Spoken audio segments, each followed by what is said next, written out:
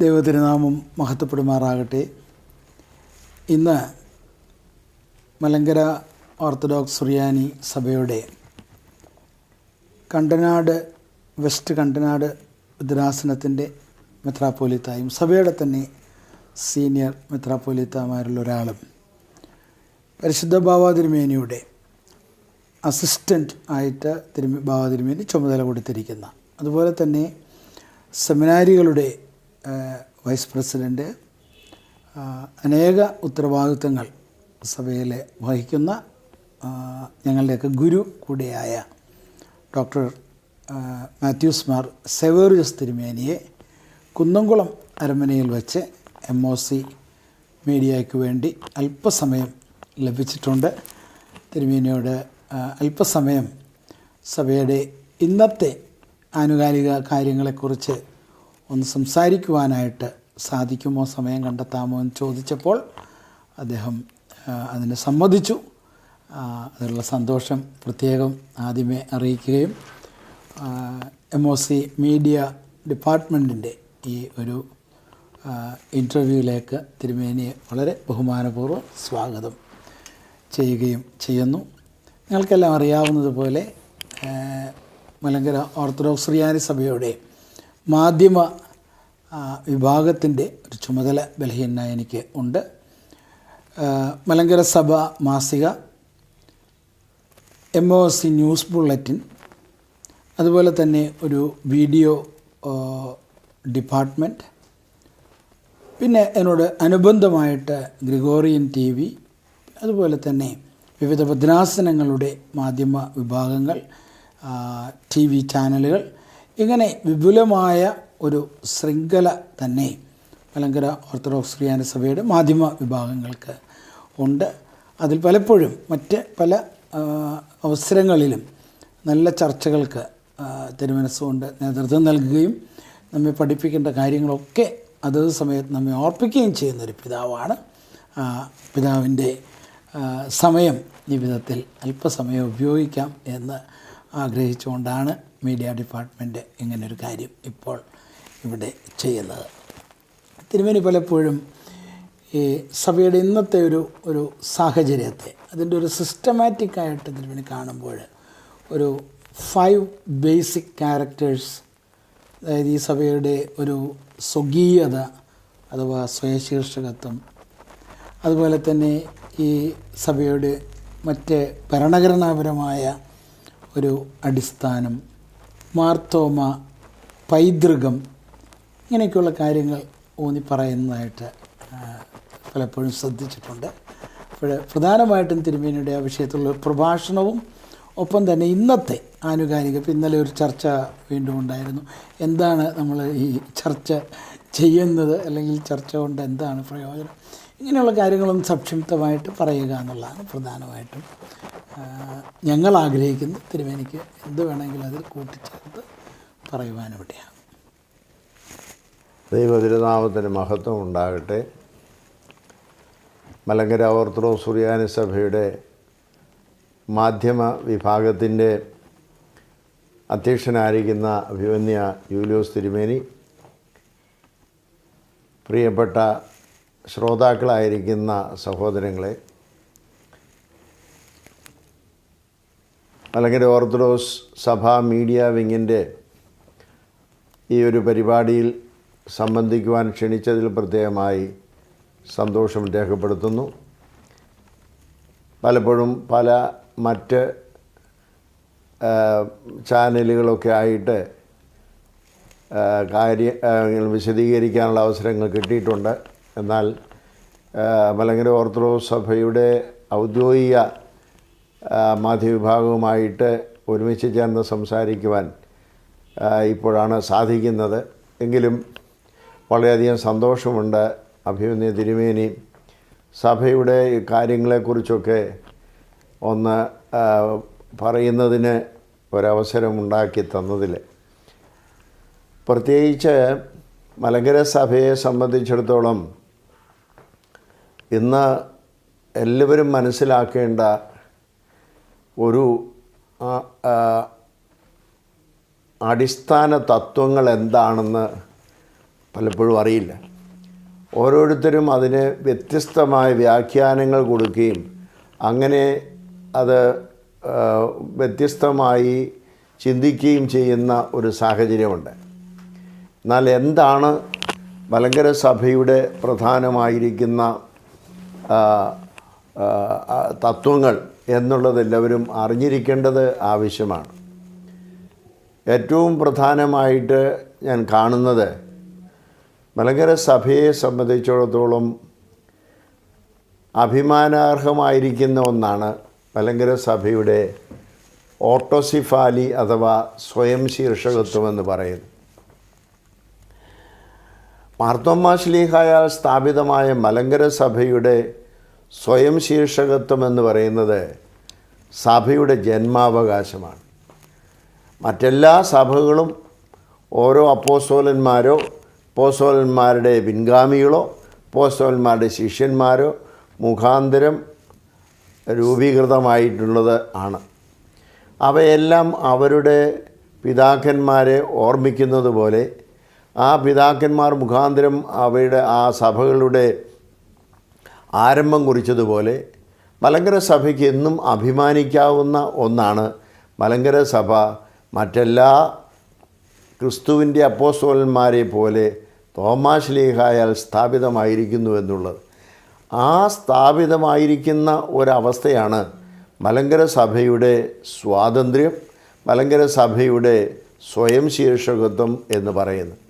അപ്പോൾ മലങ്കര സഭ എങ്ങനെ നിൽക്കുന്നു എന്ന് ചോദിച്ചാൽ മലങ്കര സഭയുടെ പിതാവായിരിക്കുന്ന തോമാ ശ്ലീഹ AD 52 സ്ഥാപിച്ചതുകൊണ്ട് അന്നു മുതൽ മലങ്കര സഭ സ്വതന്ത്രമാണ്. അതിനൊരു തനിമയുണ്ട്. ആ സ്വാതന്ത്ര്യവും തനിമയും കാത്തു സൂക്ഷിക്കുന്നത് കൊണ്ട് അതിന് ഒരു സ്വയം ശീർഷകത്വമുണ്ട്. അത് മറ്റാരുടെയും ആയിട്ട് പങ്കുവെക്കാവുന്ന ഒരു കാര്യമല്ല മലങ്കര സഭയുടെ സ്വത്വം എന്ന് പറയുന്നത്. ആ സ്വത്വത്തിന് ആണ് മലങ്കര സഭ വില കൊടുക്കുന്നത്. അതുകൊണ്ട് തന്നെ മലങ്കര സഭയ്ക്ക് ആരുടെയും പ്രത്യേകമായിരിക്കുന്ന ഒരു വിധേയത്വമോ അല്ലെങ്കിൽ അംഗീകരണമോ ഒന്നും ആവശ്യമില്ല സഭയ്ക്ക് സഭയായി നിൽക്കുന്നതിന്. അത് പുതിയ നിയമത്തിൽ പൗലോസ് ശ്ലീഹ സ്ഥാപിച്ച സഭകളുണ്ട്, പത്രോസ് ശ്ലീഹ സ്ഥാപിച്ച സഭകളുണ്ട്. പൗലോസ് ശ്ലീഹ സ്ഥാപിച്ച സഭകൾ ഏഷ്യയിലും യൂറോപ്പിലും ഒക്കെ ഉണ്ട്.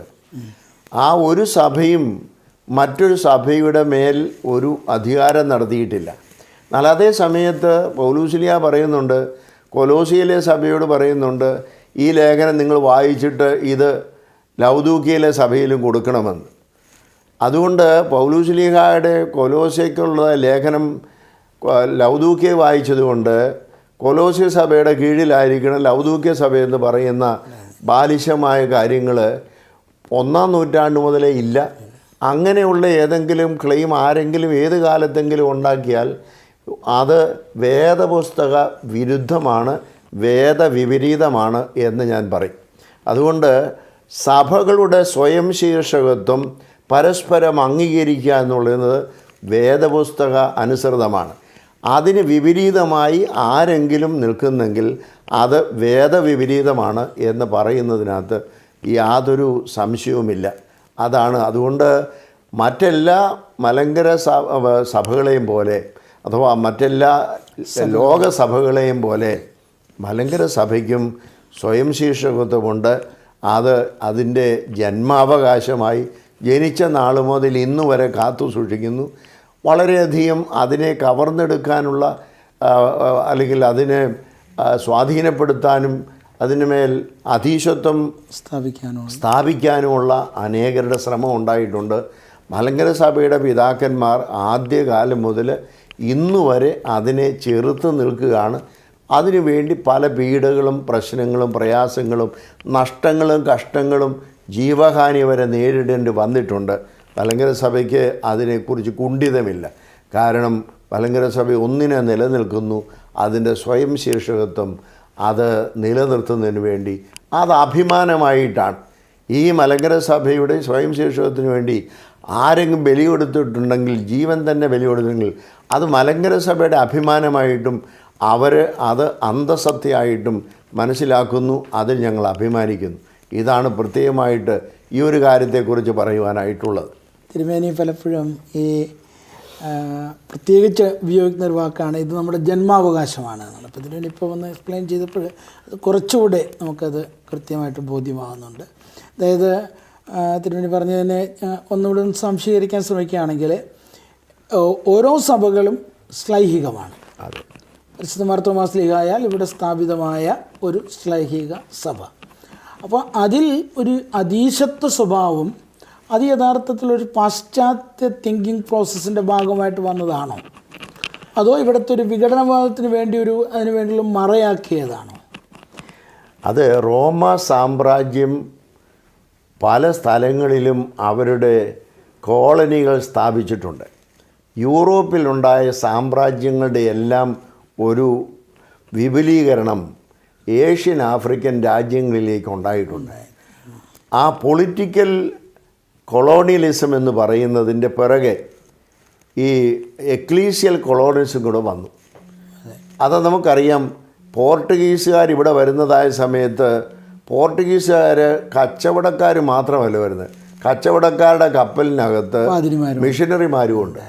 അപ്പോൾ കച്ചവടവും മിഷനറി പ്രവർത്തനവും ഒരുമിച്ച് നടത്തുക, അതിന് ആരെങ്കിലും അതിനൊരു അനുവാദം കൊടുത്തിട്ടുണ്ട് എന്ന് പറഞ്ഞുകൊണ്ട് അങ്ങനെ വരുന്നത് ഒരു കൊളോണിയലിസം സഭയിൽ ഉണ്ടാവുക എന്നുള്ള ഉദ്ദേശത്തോടെ. അത് മറ്റ് ആർക്കും തന്നെ അങ്ങനെയുള്ള ഒരു ബോധമോ ഇല്ല. അത് റോമൻ കൊളോണിയലിസത്തിൽ നിന്ന് ഉണ്ടായിട്ടുള്ളതാണ്. അതുകൊണ്ടാണ് പോർട്ടുഗീസുകാർ വാസ്കോഡി ഗാമ ഇവിടെ 1-2 പ്രാവശ്യം വന്നപ്പോഴെല്ലാം കപ്പലിൽ കൊണ്ടുവന്നിട്ടുണ്ട് ഫ്രാൻസിസ്കൻ മിഷണറിമാർ. അവരുടെ ആത്മീയ കാര്യങ്ങൾ നടത്താനാണെങ്കിൽ അതിന് അച്ഛന്മാർ മാത്രം മതി. പക്ഷേ ഫ്രാൻസിസ്കൻ മിഷണറിമാരെ എന്തിനാണ് കൊണ്ടുവന്നത്? കത്തോലിക്ക വിശ്വാസവും ആ ലാറ്റിനൈസേഷനും ഈ കേരളത്തിൽ ഉണ്ടാകുന്നതിന് വേണ്ടിയിട്ടാണ്. അത് ദുരുദ്ദേശമാണ്. ഇവിടെ ഒരു സഭയുള്ളപ്പോൾ ആ സഭയുടെ തനിമയും സ്വാതന്ത്ര്യവും നിലനിർത്താൻ ഇവിടെയുണ്ട്. ആ സഭയിൽ എന്തെങ്കിലും പോരായ്മകൾ ഉണ്ടെങ്കിൽ കറക്റ്റ് ചെയ്യുന്നതിന് അവർക്ക് അവകാശമുണ്ട്, അല്ലെങ്കിൽ അവർക്ക് ഒരു സഹോദര തുല്യമായി അത് പറയാൻ സാധിക്കും. അതിന് പകരം കൊളോണിയലൈസേഷൻ എന്ന് പറയുന്നത് അവരുടെ ബിഷപ്സും അവരുടെ ആൾക്കാരും ഇവിടെ ഭരണം നടത്തുന്നതായ രീതിയിലുള്ള ആ കൊളോണിയലിസം എന്ന് പറയുന്നത് ഒരു സഭയും ഒരു കാലത്തും അംഗീകരിച്ചിട്ടുമില്ല. പക്ഷേ അതിലുള്ള ശ്രമം എക്കാലത്തും ഉണ്ടായിട്ടുണ്ട്. മലങ്കര സഭ അതിനെ അന്നു മുതൽ, അതിൻ്റെ ജനനം മുതൽ ഇന്ന് വരെ എതിർത്ത് നിൽക്കുന്നു. അത് മലങ്കര സഭയിലെ ഒരു അംഗമെങ്കിലും ഉള്ളിടത്തോളം കാലം അത് തുടർന്നു കൊണ്ടുപോവുകയും ചെയ്യും. തീർച്ചയായിട്ടും. അതിനെ ഇപ്പോൾ ഒന്നുകൂടെ ചോദിച്ചാലേ, ഈ മിഷണറിമാരെ, അത് ആദ്യം പോർച്ചുഗീസ് മിഷണറിമാരായാലും പിന്നീട് വന്ന കൊളോണിയൽ മിഷണറി സംഘങ്ങളിലൊക്കെ ആയാലും, ഒരുപക്ഷെ വളരെ ഒറ്റപ്പെട്ട റോബർട്ട് നോബിലിയെ പോലെയുള്ളവരൊക്കെ ക്രിസ്ത്യാനികളല്ലാത്തവരെ ക്രൈസ്തവരാക്കാനുള്ളൊരു ശ്രമം നടത്തിയിട്ടുണ്ട്. എന്നാൽ അതിനേക്കാൾ ഉപരി പലപ്പോഴും ഈ ചട്ടിയിൽ നിന്ന് മീൻ പിടിക്കുക, ഇവിടെയുള്ള സഭയെ, ഇവിടെയുള്ള വിശ്വാസികളെ ഓരോ വിദേശ സഭകളുടെ കീഴിൽ കൊണ്ടുവരുവാനായിട്ട് ശ്രമിക്കുക, അതാണ് കൂടുതൽ നടന്നത്. അതാണല്ലോ തിരുമേനി ഉദ്ദേശിച്ചത്. ഉദയംപേരൂസിനോസും ഒക്കെ ആ ഒരു സമീപനമാണ് ഉണ്ടായത്. അങ്ങനെയെങ്കിൽ അതിൽ നിന്ന് നമ്മളൊരു വിടുതലും മോചനവും ആഗ്രഹിച്ച ആണല്ലോ നമ്മൾ ഈ പൗരസ്ത്യ വിശ്വാസത്തിൽ ഉള്ള, അത് നെസ്തോറിയൻ അല്ലാത്ത 3 പൊതു സിനോദോസുകളിലെ വിശ്വാസമാകുന്ന പാറമേൽ സ്ഥാപിതമായിരിക്കുന്ന ആ ഒരു പാരമ്പര്യം, ആ പാരമ്പര്യത്തോട് നമുക്ക് എല്ലായ്പ്പോഴും ഒരു അഭിനിവേശമുണ്ട്. അതാണ് ഏകവും വിശുദ്ധവും ശ്ലൈഹികവും കാതോലികവുമായ സഭ എന്നുള്ള ഒരു ബോധ്യത്തിൽ അങ്ങനെ ഒരു നിലപാട് നമ്മൾ എടുത്തപ്പോൾ പിന്നീട് മനസ്സിലാക്കുന്നത്, അതിനു വേണ്ടി നമ്മളെ സഹായിക്കാൻ വന്നവരും ഇതേ പാശ്ചാത്യ അധിനിവേശ മനോഭാവം കാണിച്ചു എന്ന് പറയുന്നതിൽ തെറ്റുണ്ടോ? പ്രത്യേകിച്ച് ഈ പത്രോസ് തൃതീയൻ, ഇപ്പോഴവർ പത്രോസ് 4 എന്ന് വിളിക്കുന്ന അതിൻ്റെ ഫിലോസഫി എന്താണെന്ന് അറിഞ്ഞുകൂടാ. ചരിത്രത്തിലെല്ലാം അദ്ദേഹത്തിൻ്റെ തന്നെ കൽപ്പനകളിലെല്ലാം പത്രോസ് തൃതീയൻ എന്നാണ്. 19-ാം നൂറ്റാണ്ടിൻ്റെ ഒടുവിൽ അല്ലെങ്കിൽ മുളന്തുരുത്തി സുന്നത സമയത്ത് വന്ന അദ്ദേഹത്തിലും അങ്ങനെ ഒരു ചിന്ത തിരുമേനി കാണുന്നുണ്ടോ, അതോ ഈ സഭയെ രക്ഷിക്കുക എന്നുള്ള ചിന്ത മാത്രമായിരുന്നു? അല്ലാതെ ഈ പത്രോസ് തൃതീയൻ പാത്രിക്കീസിനെ കുറ്റപ്പെടുത്താൻ ഒക്കുകയില്ല. കാരണം അവരുടെ കാനോനിനകത്ത് എഴുതി വച്ചിരിക്കുന്നത് 18 അല്ലെങ്കിൽ അറബി കാനോൻ എന്ന് പറയുന്ന ആ കാനോനത്ത് എഴുതി വച്ചിരിക്കുന്നത് വിശ്വാസികളുടെ ആത്മാവിനെ മെത്രാപ്പൊലീത്തായിൽ നിക്ഷിപ്തമാണെങ്കിൽ പിന്നെ ആ വിശ്വാസികൾ പള്ളിയുടെ സ്വത്തുകളും മെത്രാന്മാരിൽ നിക്ഷിപ്തമായിരിക്കണം എന്നുള്ളത് അതിൻ്റെ ആ അടയാളത്തിൽ അല്ലെങ്കിൽ അതിൻ്റെ അടിസ്ഥാനത്തിലാണ് ഇവിടെ വന്നപ്പോൾ അദ്ദേഹം ഇവിടെ വിശ്വാസമൊക്കെ പൗരസ്ത്യ സുറിയാനി സഭയുടെ വിശ്വാസം പാശ്ചാത്യ സുറിയാനി സഭയുടെ വിശ്വാസം ഒന്നാണ്. അതുകൊണ്ട് നിങ്ങൾക്കിവിടെ പാത്രികീസ് ഇല്ല, അതുകൊണ്ട് ഞാനാണ് നിങ്ങളുടെ പാത്രികീസ്. നിങ്ങൾക്ക് 7 ഭദ്രാസനങ്ങളുണ്ട്, 7 ഭദ്രാസനത്തിൻ്റെ അധിപൻ ഞാനാണ്. അതുകൊണ്ട് ഈ ഭദ്രാസനങ്ങളിലെ പള്ളികളുടെ എല്ലാം അധിപൻ ഞാനായിരിക്കുന്നതുകൊണ്ട് ആത്മീയ അധികാരം പോലെ തന്നെ എനിക്ക് ടെമ്പറൽ അധികാരവും വേണം എന്ന് പറയുന്നത് അവരുടെ അറബി കാനൂനിൽ നിന്ന് എടുക്കുന്ന ഒരു ന്യായമാണ്. പക്ഷേ അത് ഇവിടെ അത് സമ്മതിക്കുകയില്ല എന്നുള്ളതും മാത്രമല്ല ഹൂദായ കാനൂനിൽ അത് പറയുന്നില്ല എന്നുള്ളതും നമുക്കറിയാം. തന്നെയല്ല ഇവിടുത്തെ സഭ വേറൊരു സഭയുടെ പാത്രിക്കീസിൻ്റെ കീഴിലല്ല. ഇവിടുത്തെ സഭ മാർത്തോമ്മ ശ്ലീഹായുടെ പാരമ്പര്യത്തിലാണ്. മാർത്തോമ്മ പൈതൃകം എന്ന് പറയുന്നതും മാർത്തോമ്മ ശ്ലീഹായുടെ സിംഹാസനം എന്ന് പറയുന്നതും മലങ്കര സഭയുടെ പിതൃസ്വത്താണ്. ഇത് നമുക്ക് ലഭിച്ചിരിക്കുന്ന ഒരു പിതൃസ്വത്താണ്. ഈ പിതൃസ്വത്ത് ആർക്കും അടിയറ വെക്കുവാനായിട്ട് നമ്മൾ തയ്യാറില്ല. അത് മാർത്തോമ്മ ശ്ലീഹായുടെ പാരമ്പര്യമെന്ന് പറയുന്നത് അദ്ദേഹം ഇവിടെ വന്ന് നമുക്ക് നൽകിയതായിരിക്കുന്ന പൗരോഹിത്യവും അതുപോലെ അദ്ദേഹം നമുക്ക് കൊണ്ടുവന്നതായ വിശുദ്ധ മത്തായിയുടെ സുവിശേഷവും ഇതെല്ലാം ചരിത്രത്തിലുള്ളതും സഭാപിതാക്കന്മാർ രേഖപ്പെടുത്തിയിരിക്കുന്നതുമായ സത്യങ്ങളാണ്. ഇതൊന്നും ഏതെങ്കിലും ഒരു കെട്ടുകഥയായിട്ട് പറയുന്നതല്ല. 4-ാം നൂറ്റാണ്ടിലുള്ള എല്ലാ പിതാക്കന്മാരും ഇത് നിശാലെ ഗ്രിഗോറിയോസും അതുപോലെ ജെറോമും എഫ്രൈമിൻ്റെ എല്ലാം പറയുന്നതാണ്.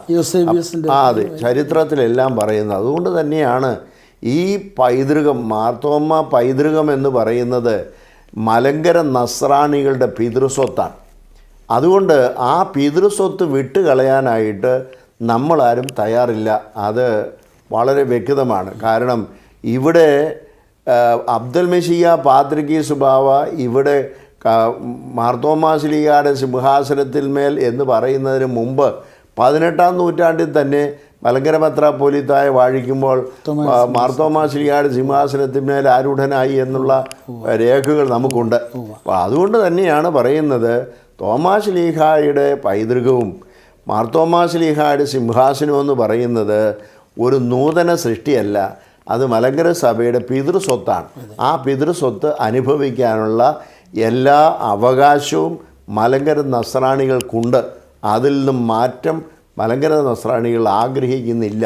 അതുകൊണ്ട് തന്നെയാണ് ആർക്കും ടെമ്പറൽ അധികാരം കൊടുക്കാൻ സാധ്യമല്ല എന്ന് പുലിക്കോട്ടിൽ ജോസഫ് ദീപന്യാസോസ് 5-ാമൻ തിരുമേനി ശക്തമായി നിൽക്കുകയും അതിനുവേണ്ടി ഏതെല്ലാം കഷ്ടതകൾ അനുഭവിക്കേണ്ടി വന്നാലും ഇത് മാറുകയില്ല എന്ന് ഉറപ്പായി പറയുകയും ചെയ്തത് അദ്ദേഹമാണ്. അദ്ദേഹത്തെ ബിലിറ്റിൽ ചെയ്യാനായിട്ട് മലങ്കര മെത്രാപ്പൊലീത്ത സ്ഥാനത്തെ കളയാന്നതിന് വേണ്ടി 7 ഭദ്രാസനം ഉണ്ടാക്കി അതിലൊരു ഭദ്രാസനത്തിൻ്റെ മെത്രാപ്പൊലീത്തായി കൊല്ലം ഭദ്രാസനത്തിൻ്റെ മെത്രാപ്പൊലീത്തായി മാത്രം അദ്ദേഹത്തെ മാറ്റിയെങ്കിലും പത്രോസ് പാത്രിക്കീസ് ഇവിടുന്ന് പോയതിന് ശേഷം പുതുതായി വാഴിക്കപ്പെട്ട 6 മെത്രാച്ചന്മാരും കൂടി പുലിക്കോട്ട് തിരുമേനിയുടെ കൂടെ ഒരുമിച്ച് ചേർന്ന് അദ്ദേഹത്തെ മലങ്കര മെത്രാപ്പൊലീത്തായിട്ട് അംഗീകരിക്കുക, അദ്ദേഹത്തിൻ്റെ കീഴിൽ അല്ലെങ്കിൽ അദ്ദേഹത്തിൻ്റെ നിയന്ത്രണത്തിന് വിധേയമായി മലങ്കര സഭ ഭരിക്കുകയും ചെയ്യാൻ ഇടയായി എന്നുള്ളത് മലങ്കര സഭയിലെ നസ്രാണികളുടെ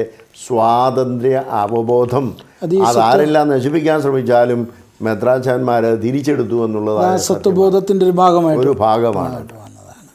അപ്പോൾ അങ്ങനെ പറയുമ്പോൾ ഈ ഒന്ന് ഈ പരിശുദ്ധ പത്രോസ് പാത്രിയർക്കീസ് ബാവ വരുന്ന സമയത്ത് അദ്ദേഹത്തിന് വളരെ കൃത്യമായിട്ട് അറിയാം ഇതൊരു മാർത്തോമാ ശ്ലീഹായുടെ പാരമ്പര്യത്തിലുള്ള സുശക്തമായ ഒരു സഭ ഇവിടെ ഉണ്ടെന്നുള്ളതും, പ്രത്യേകിച്ച് അദ്ദേഹം വരുന്നതിൻ്റെ ഒരു 220 വർഷം മുമ്പ്, അല്ല ഒരു 210 വർഷം മുമ്പ്, 1665 മുതലെങ്കിലും ഇവിടെ ഒരു അബ്ദുൽ ജലീൽ ഗ്രിഗോറിയോസ് യെരുശലേം പാത്രിയർക്കീസ് ആണെന്ന് ചിന്തിക്കുന്നവരുണ്ട്, അല്ല എന്ന് പറയുന്നവരുണ്ട്. ഏതായിരുന്നാലും ആ ഒരു കാലം മുതലെങ്കിലും ഈ ഇവിടെ വരുന്ന പിതാക്കന്മാരൊക്കെ തോമായുടെ സിംഹാസനത്തിലേക്കാണ് വരുന്നത്, തോമായാൽ സ്ഥാപിതമായൊരു സഭയിലേക്കാണ് വരുന്നത് എന്ന് അവരെല്ലാം പറയുകയും പല ഡോക്യുമെൻറ്റിൽ കാണുകയും ഒക്കെ ചെയ്തിട്ടുള്ളത് നമ്മൾ ചരിത്രത്തിൽ കാണുന്നുണ്ട്. പ്രത്യേകിച്ച് ഈ പരിശുദ്ധ പരമൽ തിരുമേനിയും കൂടെ ഗുരുവായിരുന്ന യൂയാക്യം കൂർലോസ് തിരുമേനി വരുമ്പോൾ അദ്ദേഹത്തിൻ്റെ കൽപ്പനകളിലെല്ലാം പാത്രിയർക്കീസിനാൽ അയക്കപ്പെട്ടു എന്ന് കാണുന്നുണ്ട്. എന്നാൽ തോമാസ് ശ്ലീഹായുടെ സിംഹാസനത്തിലേക്ക് അയക്കപ്പെട്ടു എന്ന് എടുത്തു പറഞ്ഞതായിട്ട് തിരുമേനി ശ്രദ്ധിച്ചു കാണും. അപ്പം ഈ യാഥാർത്ഥ്യങ്ങളൊക്കെ അറിഞ്ഞുകൊണ്ട് തന്നെയാണ് ഈ സ്വയം ശീർഷകത്വം ഇല്ലാതെയാക്കി ഇതിനെ അന്ത്യോക്യയുടെ കീഴിൽ കൊണ്ടുവരാനുള്ളൊരു ശ്രമം നടത്തിയത് എന്ന് ചിന്തിക്കുന്നതിൽ തെറ്റില്ല. ഇല്ല, അതെല്ലാം ഈ റോമൻ കൊളോണിയലിസത്തിൻ്റെ ഒരു വാങ്ങലാണ് ഈ കാണുന്നതെല്ലാം. അങ്ങനെ ഒരു ചിന്ത, മറ്റുള്ളവനെ എൻ്റെ കീഴിൽ അടക്കി വാഴുക എന്നുള്ള ഒരു ചിന്തയുണ്ട്. ആ ചിന്തയിൽ നിന്നാണ് ഇതെല്ലാം വരുന്നത്.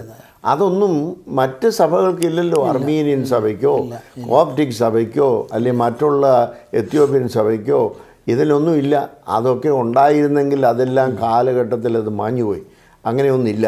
അതുകൊണ്ട് തന്നെയാണ് പല ചർച്ചകളിലും അങ്ങനെ പറഞ്ഞതുപോലെ ഒരുപക്ഷെ അങ്ങനെ ഒരു അധിനിവേശ സ്വഭാവം ഒരു ഓറിയൻ്റൽ ഓർത്തഡോക്സ് സഭ എടുക്കുമായിരുന്നെങ്കിൽ അന്ത്യോക്യ സഭ എക്കാലത്തും കോപ്റ്റിക് സഭയുടെ കീഴിൽ നിൽക്കേണ്ടതാണ്. നിശ്ചയമായിട്ട്. കാരണം യാക്കോബ് പട്ടമേറ്റത് പോപ്പിൻ്റെ കീഴിൽ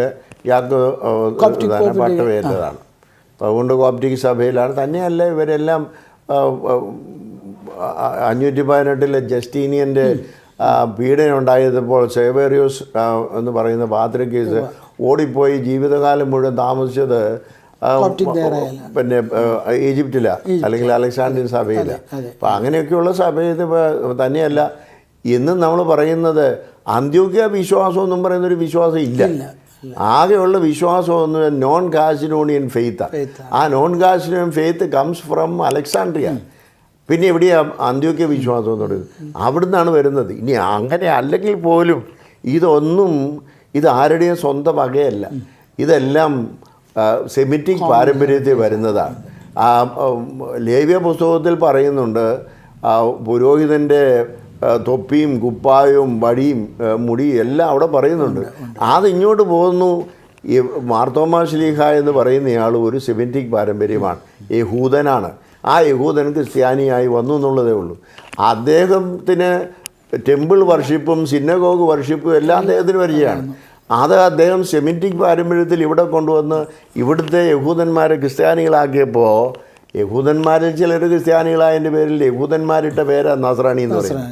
അപ്പോൾ അങ്ങനെയുള്ളതായിരിക്കുന്ന പാരമ്പര്യം, സുറിയാനി സഭാ പാരമ്പര്യം മലങ്കര സഭയെ സംബന്ധിച്ചിടത്തോളം മാർത്തോമാസ് കാലം മുതൽ മലങ്കര സഭയുടെ ജീവിത സംസ്കൃതിയായിട്ടത് മാറുക. അപ്പോൾ അന്ന് മുതൽ ഇത് അന്ന് മുതലേ ആരാധന നടത്തും. അപ്പോസ്തലന്മാർ ഒരുമിച്ച് അപ്പോസ്തല പ്രവൃത്തികൾ വായിക്കുന്നുണ്ട്, സുവിശേഷങ്ങൾ വായിക്കും. അപ്പോസ്തലന്മാർ ഒരുമിച്ച് അപ്പം നുറുക്കുകയും പ്രാർത്ഥന കഴിക്കുകയും ചെയ്തു, വിശുദ്ധ കുർബാനയുടെ കാര്യം. ഇനി അവരെ പാപമോചനത്തിനായിട്ട് വിശുദ്ധ കുമ്പസാരം നടത്തിയെന്ന് യാക്കോബ് ശ്ലീഹായുടെ ലേഖനത്തിൽ നമ്മൾ വായിക്കുന്നുണ്ട്.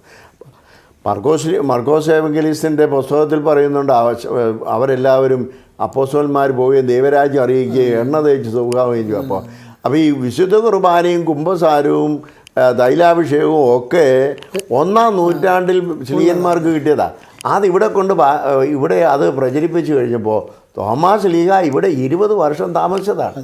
ആ 20 വർഷം താമസിച്ച ഈ ശുശ്രൂഷകൾക്കെല്ലാം ഒരു അടിത്തറ ഇട്ട് കഴിഞ്ഞപ്പോൾ അത് സെമിറ്റിക് പാരമ്പര്യമാണ്, അത് സുറിയാനി സഭാ പാരമ്പര്യമാണ്, അത് യേശുക്രിസ്തുവിൻ്റെ പാരമ്പര്യമാണ്, അപ്പോസ്തലന്മാരുടെ പാരമ്പര്യമാണ്. ആ പാരമ്പര്യം ഇവിടെ ആരംഭിച്ചത് അന്ന് ഇവിടെ വേറെ ആരും കൊണ്ടുവന്നിട്ടില്ല, മാർത്തോമാ ശ്ലീഹയാണ്. അതുകൊണ്ട് തന്നെയാണ് അതോടൊപ്പം ഇവിടെ പിന്നീട് വന്നതായിരിക്കുന്ന എല്ലാ നാട്ടുരാജാക്കന്മാരും മലങ്കര സഭയ്ക്ക് നസ്രാണികൾക്ക് കൊടുത്തതായ പദവികളുണ്ട്.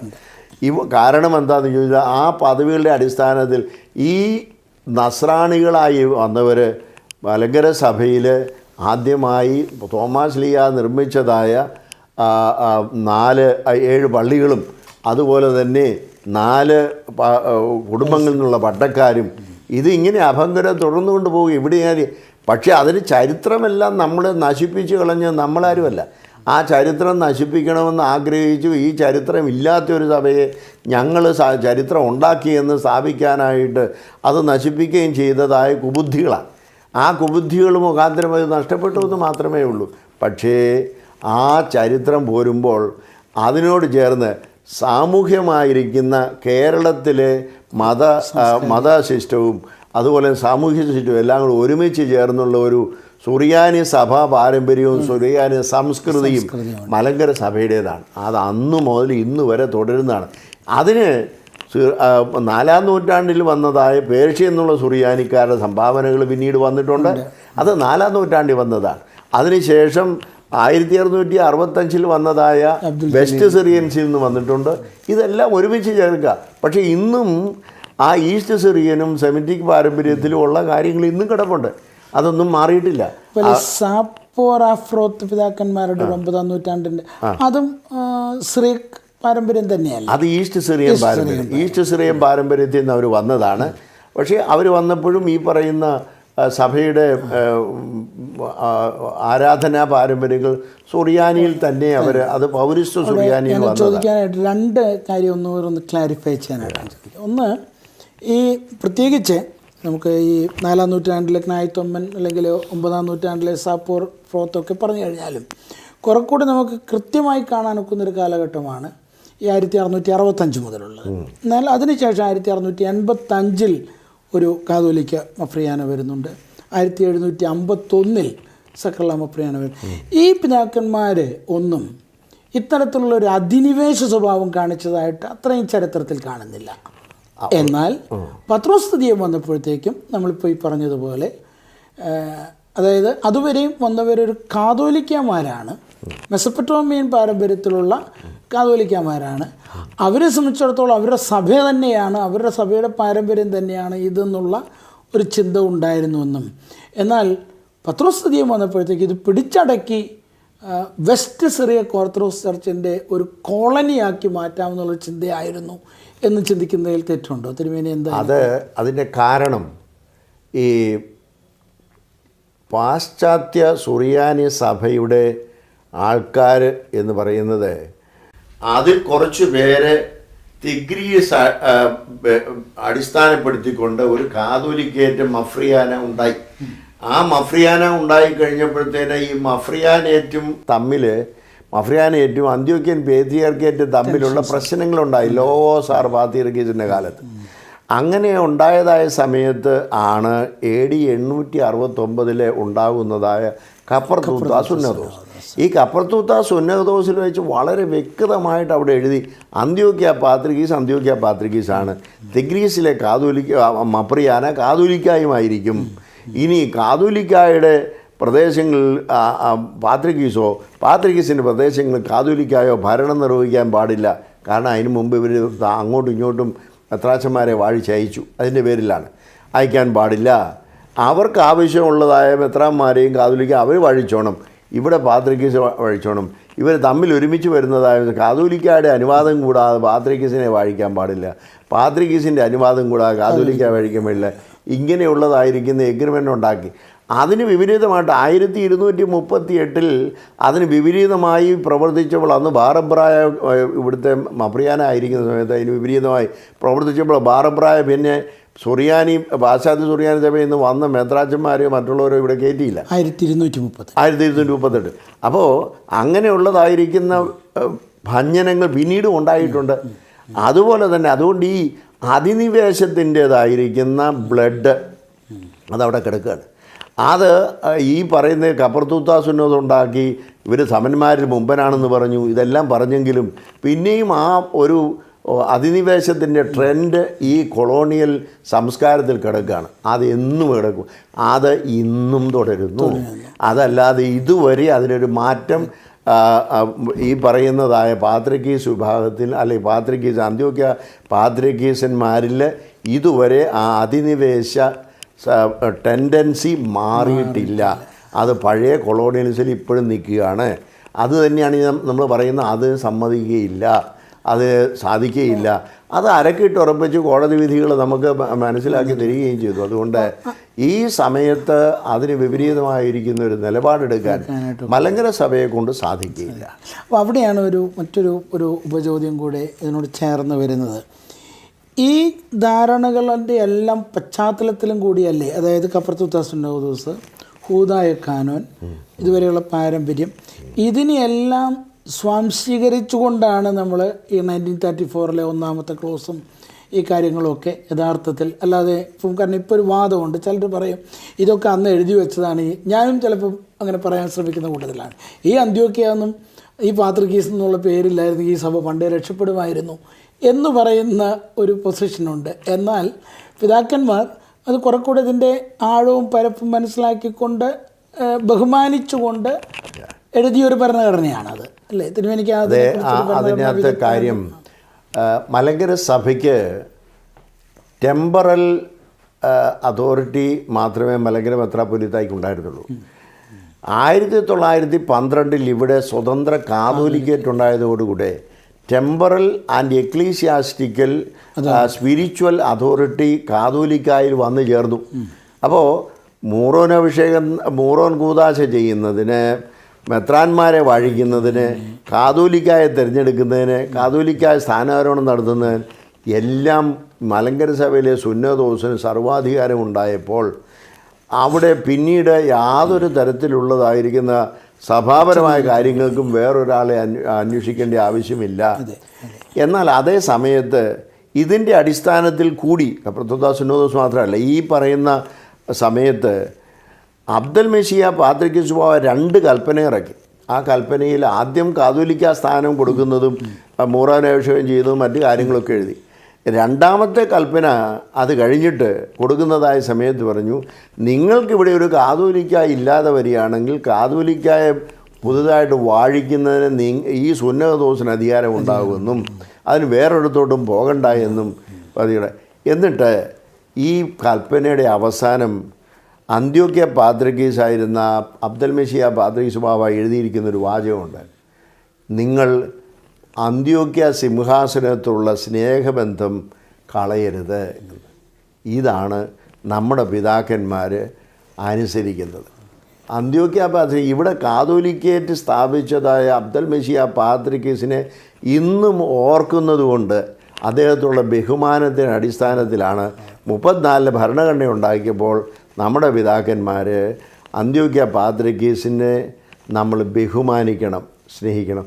ആ ബഹുമാന സൂചകമായി കൊടുത്ത ആദരവുകളാണ് ഒന്നാമത്തെ ക്ലോസിലും 101-ാം ക്ലോസിലും 114, 118 കാണുന്നത്. അതുകൊണ്ട് ആ പിതാവിനോടുള്ളതായ നമ്മുടെ ആ കടപ്പാടും സ്നേഹവും അറിയിക്കുന്നതാണ് ഈ പറയുന്ന പാത്രിക്കീസിനെ സംബന്ധിക്കുന്ന ക്ലോസുകൾ ഇവിടെ വെച്ചതും. മാത്രമല്ല നമ്മുടെ സുറിയാനി നമ്മുടെ ആരാധനാക്രമത്തിൽ അതിലുള്ള അവിടെ വളരെ പ്രത്യേകിച്ച് ഓർക്കേണ്ടത്, ഇന്ന് ഈ യാക്കോബായ സഭയെന്ന് പറയുന്നതും പിന്നെ ഓർത്തഡോക്സ് സഭയെന്ന് പറയുന്നതും നമ്മുടെ എല്ലാവരുടെയും ഒരുമിച്ചുള്ളതായിരിക്കുന്ന കുർബാനക്രമത്തിൽ നമ്മൾ പറയുന്നത് നമ്മുടെ പാത്രിയാർക്കീസന്മാരായ ഇഗ്നാത്യോസിനും കാതോലിക്കോസിനും പറയുന്നത്. അപ്പോൾ മലങ്കര സഭയുടെ ഹെഡായിരിക്കുന്നയാളും പാശ്ചാത്യ സുറിയാനി സഭയുടെ ഹെഡായിരിക്കുന്ന അന്ത്യോക്യ പാത്രിയാർക്കീസും പാത്രിയാർക്കീസന്മാരാണ്. എങ്ങനെയാണ് അങ്ങനെ വന്നത് എന്ന് ചോദിച്ചാൽ, സെലൂക്കിയിലെ കാതോലിക്ക ആയിക്കഴിഞ്ഞപ്പോൾ ഈ പാത്രിയാർക്കീസുമായുള്ള ബന്ധങ്ങൾ മാറ്റിക്കഴിഞ്ഞപ്പോൾ അന്ന് മുതൽ സെലൂക്കിയിലെ കാതോലിക്ക അത് ആദ്യകാലങ്ങളുടെ കാതോലിക്ക പേട്രിയാർക്ക് ഓഫ് സെലൂക്കിയ അല്ലെങ്കിൽ പേർഷ്യ എന്ന് അറിഞ്ഞുകൊണ്ടിരുന്നത്. അത് പേർഷ്യൻ പേർഷ്യയിലെ കാതോലിക്ക പാത്രിക്കീസ്. അതുകൊണ്ട് ഈ മപ്രിയാന വരുമ്പോഴും മപ്രിയാനായിരിക്കും ആ പാത്രിക്കീസിൻ്റെ സ്ഥാനമുണ്ട്. പാത്രിക്കീസിന് എന്തെല്ലാം അധികാരങ്ങളോ അതെല്ലാം മപ്രിയാനായിരിക്കുമുണ്ട്. അതുകൊണ്ടാണ് കാതോലിക്കോസ് പേറ്റിയാർക്ക് അവിടെ ഉപയോഗിച്ചത്. അതുകൊണ്ട് തന്നെയാണ് കുർബാനക്രമത്തിൽ പാത്രിയർക്കീസന്മാരായ എന്ന് പറഞ്ഞില്ല, അല്ലെങ്കിൽ പാത്രിക്കീസായ ഇഗ്നാത്യോസിനും കാതോലിക്ക ആയിരിക്കുന്ന ഇന്നാളൊന്നല്ല പറയുന്നത്, പാത്രിക്കീസന്മാരായ എന്ന്. അപ്പോൾ പാത്രിക്കീസും കാതോലിക്കയും തുല്യരാണെന്നുള്ളത് അവിടെ തന്നെ വളരെ വ്യക്തമായി നമുക്ക് കാണിച്ചു തരുന്നുണ്ട്. അവിടെ പിന്നെ അപ്പം ഈ ഇഗ്നാത്യൂസ് എന്ന് പറയുന്നത് അന്ത്യോക്യ പാത്രിയർക്കീസ് അല്ല പത്രോസിൻ്റെ പിൻഗാമി എന്നുള്ളതുകൊണ്ട് ഒരു ആ സ്ഥാനത്തെ ബഹുമാനിക്കാൻ ഇന്നും അന്ത്യോക്യ ഇഗ്നാത്യ ആ സ്ഥാനം ഒരാൾ അല്ലെങ്കിൽ ആ സ്ഥാനത്ത് വരുന്ന വ്യക്തികൾ പലരും അവരുടെ വ്യക്തിപരമായ പ്രവർത്തനം കൊണ്ട് ആ ബന്ധത്തെ നശിപ്പിക്കാനായുള്ള പല കാര്യങ്ങളും ചെയ്താലും ആ സ്ഥാനത്തിന് നഷ്ടം ഉണ്ടാകുന്നില്ല. വ്യക്തികളുടെ ക്രിയകളിൽ കുഴപ്പങ്ങളുണ്ടായിരുന്നാലും സ്ഥാനത്തിന് മാറ്റം ഉണ്ടാകുന്നില്ല. ഈ പറയുന്നതായ ഇന്ത്യൻ ഭരണഘടന അനുസരിച്ച് നിയമിക്കപ്പെടുന്നതായ അല്ലെങ്കിൽ സ്ഥാനത്ത് വരുന്ന ഇന്ത്യൻ പ്രസിഡന്റുമാരെല്ലാവരും ഒരേ സ്വഭാവക്കാരായിരിക്കണമെന്നില്ല.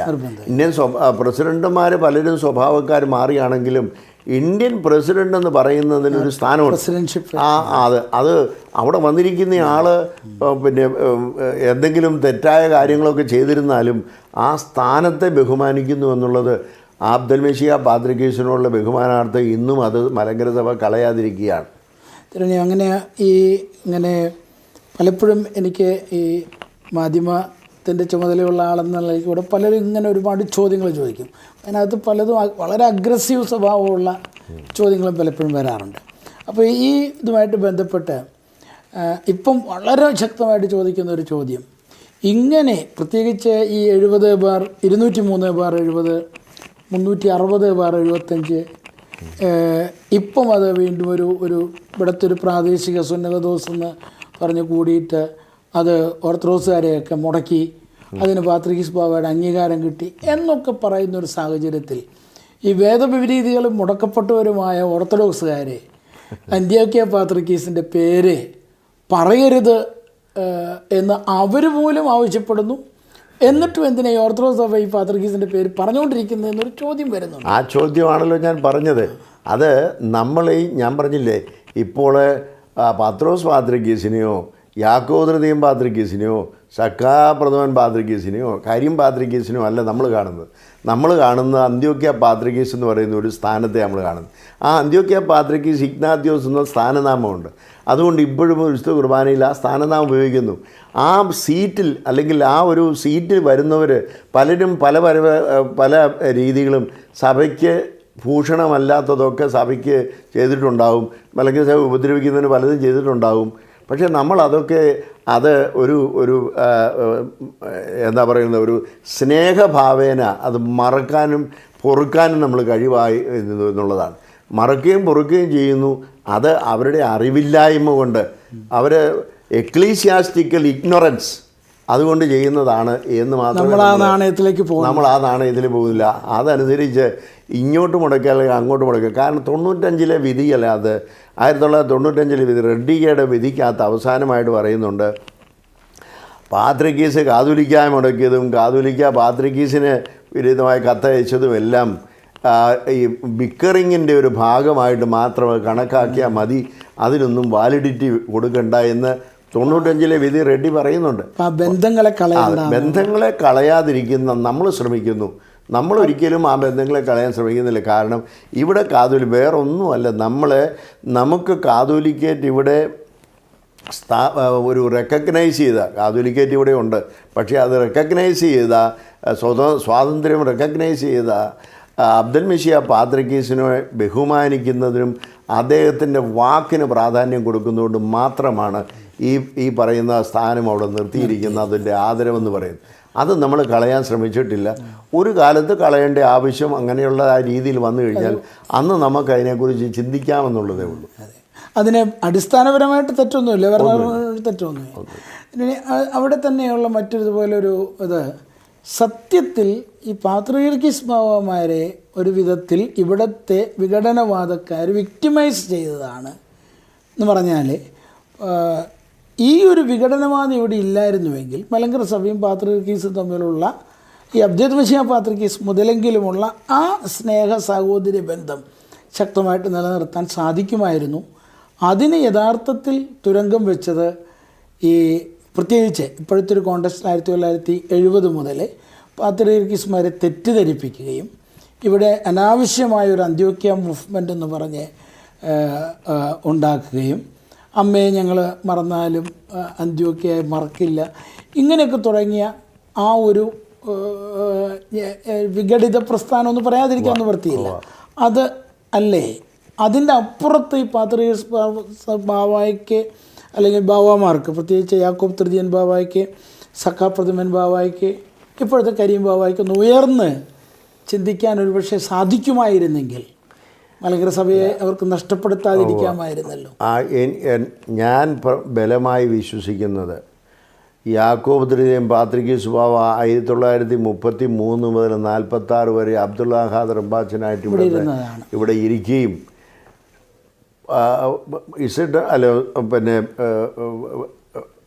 അദ്ദേഹത്തിൻ്റെ തന്നെ മലങ്കര സഭാ ചരിത്രത്തിൽ തോമാസ് ലീഹ ഇവിടെ 7 പള്ളികൾ സ്ഥാപിച്ചുവെന്നും 4 കുടുംബങ്ങൾ പട്ടം കൊടുത്തുവെന്നും അദ്ദേഹം തന്നെ എഴുതിയിരിക്കുന്നു. അതുകൊണ്ട് തോമാസ് ലീഹായിക്ക് പട്ടമില്ലെന്ന് പറഞ്ഞ് പിന്നെ അദ്ദേഹത്തിന് എഴുതാനായിട്ട് സാധിച്ചത് എങ്ങനെയാണെന്ന് എനിക്കറിയാൻ പാടില്ല. അത് കഴിഞ്ഞിട്ടും ബാക്കിയുള്ളത് ഇതുവരെയുള്ള കൽപ്പനകളെല്ലാം വന്നാൽ ഈ കൽപ്പനകളൊന്നും ഇത് പാത്രികീസന്മാർ അറിഞ്ഞിട്ടാണോ എന്ന് ഞാൻ സംശയിക്കുന്നുണ്ട്. എനിക്ക് അറിയാൻ പാടില്ല. കാരണം എന്താണെന്ന് പറഞ്ഞാൽ അവർ ബേസിക്കായിട്ട് ഇതിന് വിപരീതമായി നിൽക്കാൻ ഉദ്ദേശിക്കും. ഇവിടെ ചില ആളുകൾക്ക് ഇങ്ങനെയുള്ള വിഘടനത്തിൽ കൂടെ നിന്നെങ്കിൽ മാത്രമേ അവർക്ക് ചില സ്ഥാനങ്ങളും ബഹുമാനങ്ങളും നഷ്ടപ്പെടാതിരിക്കുകയുള്ളൂ. ഈ മലങ്കര സഭയുടെ ഒരുമിച്ച് വന്നു കഴിഞ്ഞാൽ അവരുദ്ദേശിക്കുന്ന കാര്യങ്ങൾ പലതും അവരുടേതായ താല്പര്യമനുസരിച്ച് നടക്കാൻ സാധിക്കുകയില്ല എന്നുള്ള ഒരു പൊളിറ്റിക്കലായിരിക്കുന്ന ഒരു സ്റ്റാൻഡാണ്. അല്ലെങ്കിൽ 2002 അസോസിയേഷനിൽ കൂടി ഇതൊന്നായി തീർന്ന് ഒരുമിച്ച് ഒരു സഭ പോകുന്നതിന് യാതൊരു പ്രയാസവും ഉണ്ടായിരുന്നില്ല. സുപ്രീം കോടതിയും അംഗീകരിച്ച് എല്ലാ മെത്രാച്ചന്മാരും അംഗീകരിച്ച് അന്നത്തെ പാത്രികീസും അംഗീകരിച്ച ഒരു അവസ്ഥയായിരുന്നു. അപ്പോൾ അന്നത് പോകുന്നതിന് അതിനെല്ലാം തടസ്സമായി നിൽക്കുന്ന ഇവിടെ കുറച്ച് സ്ഥാനമോഹികളും കുറച്ച് പേരും ഈ പറയുന്നതായ വലിയ മലങ്കര സഭയെന്ന് പറയുന്നിടത്ത് വന്നാൽ അതിന് ചില നിഷ്ഠകളും ചിട്ടകളും അതിന് ചില രീതികളുണ്ട്. മെത്രാൻ സ്ഥാനത്തേക്ക് ഒരാൾ വരണമെങ്കിൽ, അതുപോലെ വൈദികനാകണമെങ്കിൽ അതിനൊക്കെ ചില മാനദണ്ഡങ്ങൾ ഭരണഘടന പറഞ്ഞിട്ടുണ്ട്. ആ മാനദണ്ഡങ്ങളൊക്കെ വെച്ച് വരുന്നതായ സമയത്ത് ഒരു പക്ഷേ ഞങ്ങൾക്കാർക്കും അവിടെ ചെന്നെത്തപ്പെടാൻ സാധിക്കില്ലാത്തതുകൊണ്ട് വേറെ മാർഗത്തിൽ കൂടി ഇത് കണ്ടുപിടിക്കാൻ ശ്രമിച്ചു എന്നുള്ളതാണ് സത്യം. അതിന് വേണ്ടിയിട്ട് വെറുതെ ഒരു ഭരണഘടന ഉണ്ടാക്കി വേറൊരു സഭയായിട്ട് വന്നു. റാം ജത്മലാനിയും ശാന്തിഭൂഷണും ഒക്കെ പറഞ്ഞ ആ അഡ്വക്കേറ്റ്സിൻ്റെ ഉപദേശം കേട്ടുകൊണ്ട് വേറൊരു സഭ ഉണ്ടാക്കാൻ പോയ അബദ്ധത്തിൽ ചെന്ന് ചാടി, അത്രമാത്രം. അവിടെ ഒരു അടക്കം പറയുന്നൊരു കാര്യം, പക്ഷെ പരസ്യമായ രഹസ്യമാണ് അത്. ഈ ഒരു അപകടത്തിൽ ഇപ്പോഴത്തെ യാക്കോബക്കാരെ എത്തിച്ചത് ഒരു മുൻ ഓർത്തഡോക്സ് വൈദികനായിരുന്നു, ഒരു തോമസച്ചനായിരുന്നു എന്ന് അതൊക്കെ ഓരോരുത്തരുടെ ഓരോ നിഗമനങ്ങൾ എന്നുള്ളതല്ലാതെ അതൊന്നും നമുക്ക് അതിനെ തെളിവൊന്നുമില്ല. അങ്ങനെയൊന്നും പറയാനും ഒക്കത്തില്ല. അത് ഒരു പക്ഷെങ്കിൽ അവർക്ക് അങ്ങനെയുള്ള താല്പര്യങ്ങൾ സൃഷ്ടിച്ച് അവർ സ്വന്തമായിട്ട് നിലനിൽക്കുന്നതാണ് അവർക്ക് നല്ലതെന്നൊക്കെ പറഞ്ഞു കൊടുത്തു എന്ന് ഉദ്ദേശിച്ചത്. ഈ തോമസ് പ്രഥമൻ ബാവ 58 മുൻപ് ഓർത്തഡോക്സ് സഭയിലെ വൈദികനായിരുന്നു. അപ്പം അദ്ദേഹം 74 മെത്രാനായല്ലോ. മെത്രാനായി കഴിഞ്ഞപ്പോൾ ഈ സ്ഥലത്ത് ഇതിനൊരു പ്രത്യേകമായ ഒരു കാതോലിക്ക സ്ഥാനത്തേക്ക് വരുന്നതിനൊക്കെയുള്ള സാഹചര്യങ്ങൾ ഒരുക്കാൻ വേണ്ടി അത് ചെയ്തു എന്നുള്ള. ഇപ്പം പൗലൂസ് പീലസിനോസ് തിരുമേനി മലങ്കര സഭയോട് 58 ചേർന്നതാണ്. അദ്ദേഹത്തിന് കാതോലിക്ക സ്ഥാനം വെച്ച് നീട്ടിയപ്പോൾ അദ്ദേഹം അങ്ങോട്ട് മാറിയെന്നുള്ളതല്ലാതെ അദ്ദേഹത്തിന് ആചന്ദ്രതാരം ഞാൻ നിൽക്കുമെന്ന് പുത്തൻകാവ് അസോസിയേഷൻ പറഞ്ഞതാ. പക്ഷേ അദ്ദേഹത്തിന് ഒരു കാതോലിക്ക സ്ഥാനം വെച്ച് നീട്ടി ഒരു റിബൽ കാതോലിക്ക ആക്കാമെന്ന് 75 പറഞ്ഞപ്പോൾ അദ്ദേഹം ഒന്ന് മറിഞ്ഞുപോയി എന്ന് മാത്രമേ ഉള്ളൂ. ഇതിങ്ങനെ ഓരോ സ്ഥാനങ്ങൾ വരുമ്പോൾ അതിന് വേണ്ടിയിട്ട് ആളുകൾ പറയുന്നതെന്നല്ലാതെ ഇതൊന്നും അടിസ്ഥാനപരമായ വിശ്വാസത്തിലെ വ്യതിയാനങ്ങളോ ഒന്നുമല്ല. മലങ്കര സഭയെ സംബന്ധിച്ചിടത്തോളം സഭയുടെ ഭരണഘടന എന്ന് പറയുന്നത് ഒരു വലിയ കോട്ടയാണ്, ഒരു വലിയ ചട്ടക്കൂടാണ്. ആ ചട്ടക്കൂടിൽ നിന്നുകൊണ്ട് മാത്രമേ നമുക്ക് എന്തെങ്കിലും പ്രവർത്തിക്കാനൊക്കെ. അതിനോട് ബന്ധപ്പെട്ട് ഒരു ചോദ്യം ചോദിക്കാം. അതിന് മുൻപ് ഒരു വാക്കിലെ ഈ തിരുമേനി പലപ്പോഴും പറയാറുള്ള സിറിയക് ട്രഡീഷൻ, ഒരു സുറിയാനി സംസ്കൃതി. അപ്പോൾ രണ്ട് ഭാഗത്തുനിന്നും വരെ ചില ചോദ്യങ്ങൾ വരുന്നുണ്ട്. തിരുമേനി സൂചിപ്പിച്ചു അത്. അതായത് ഒന്ന്, നിങ്ങളെന്തിന് സുറിയാനി എന്ന് പറയുന്നു? നിങ്ങളെന്തിന് സുറിയാനി ഭാഷയിൽ ആരാധിക്കുന്നു? നിങ്ങൾ ഇന്ത്യൻ ആൾക്കാരല്ലേ? നിങ്ങളെന്തിനാ സുറിയാനി സഭ എന്ന് പറയുന്നത് എന്ന് ചോദിക്കുന്ന ഒരു ഇതുണ്ട്. ഉത്തരം എനിക്കറിയാമെങ്കിലും ആളുകൾ പലരും അക്കാര്യത്തിൽ തിരുമേനി എന്തിനാണ് നമ്മൾ ഇനി സുറിയാനി സഭ എന്ന് പറയുന്നതിന് ചോദിക്കുന്നൊരു ടെൻഡൻസി നമ്മുടെ ഭാഗത്തുനിന്നുമുണ്ട്.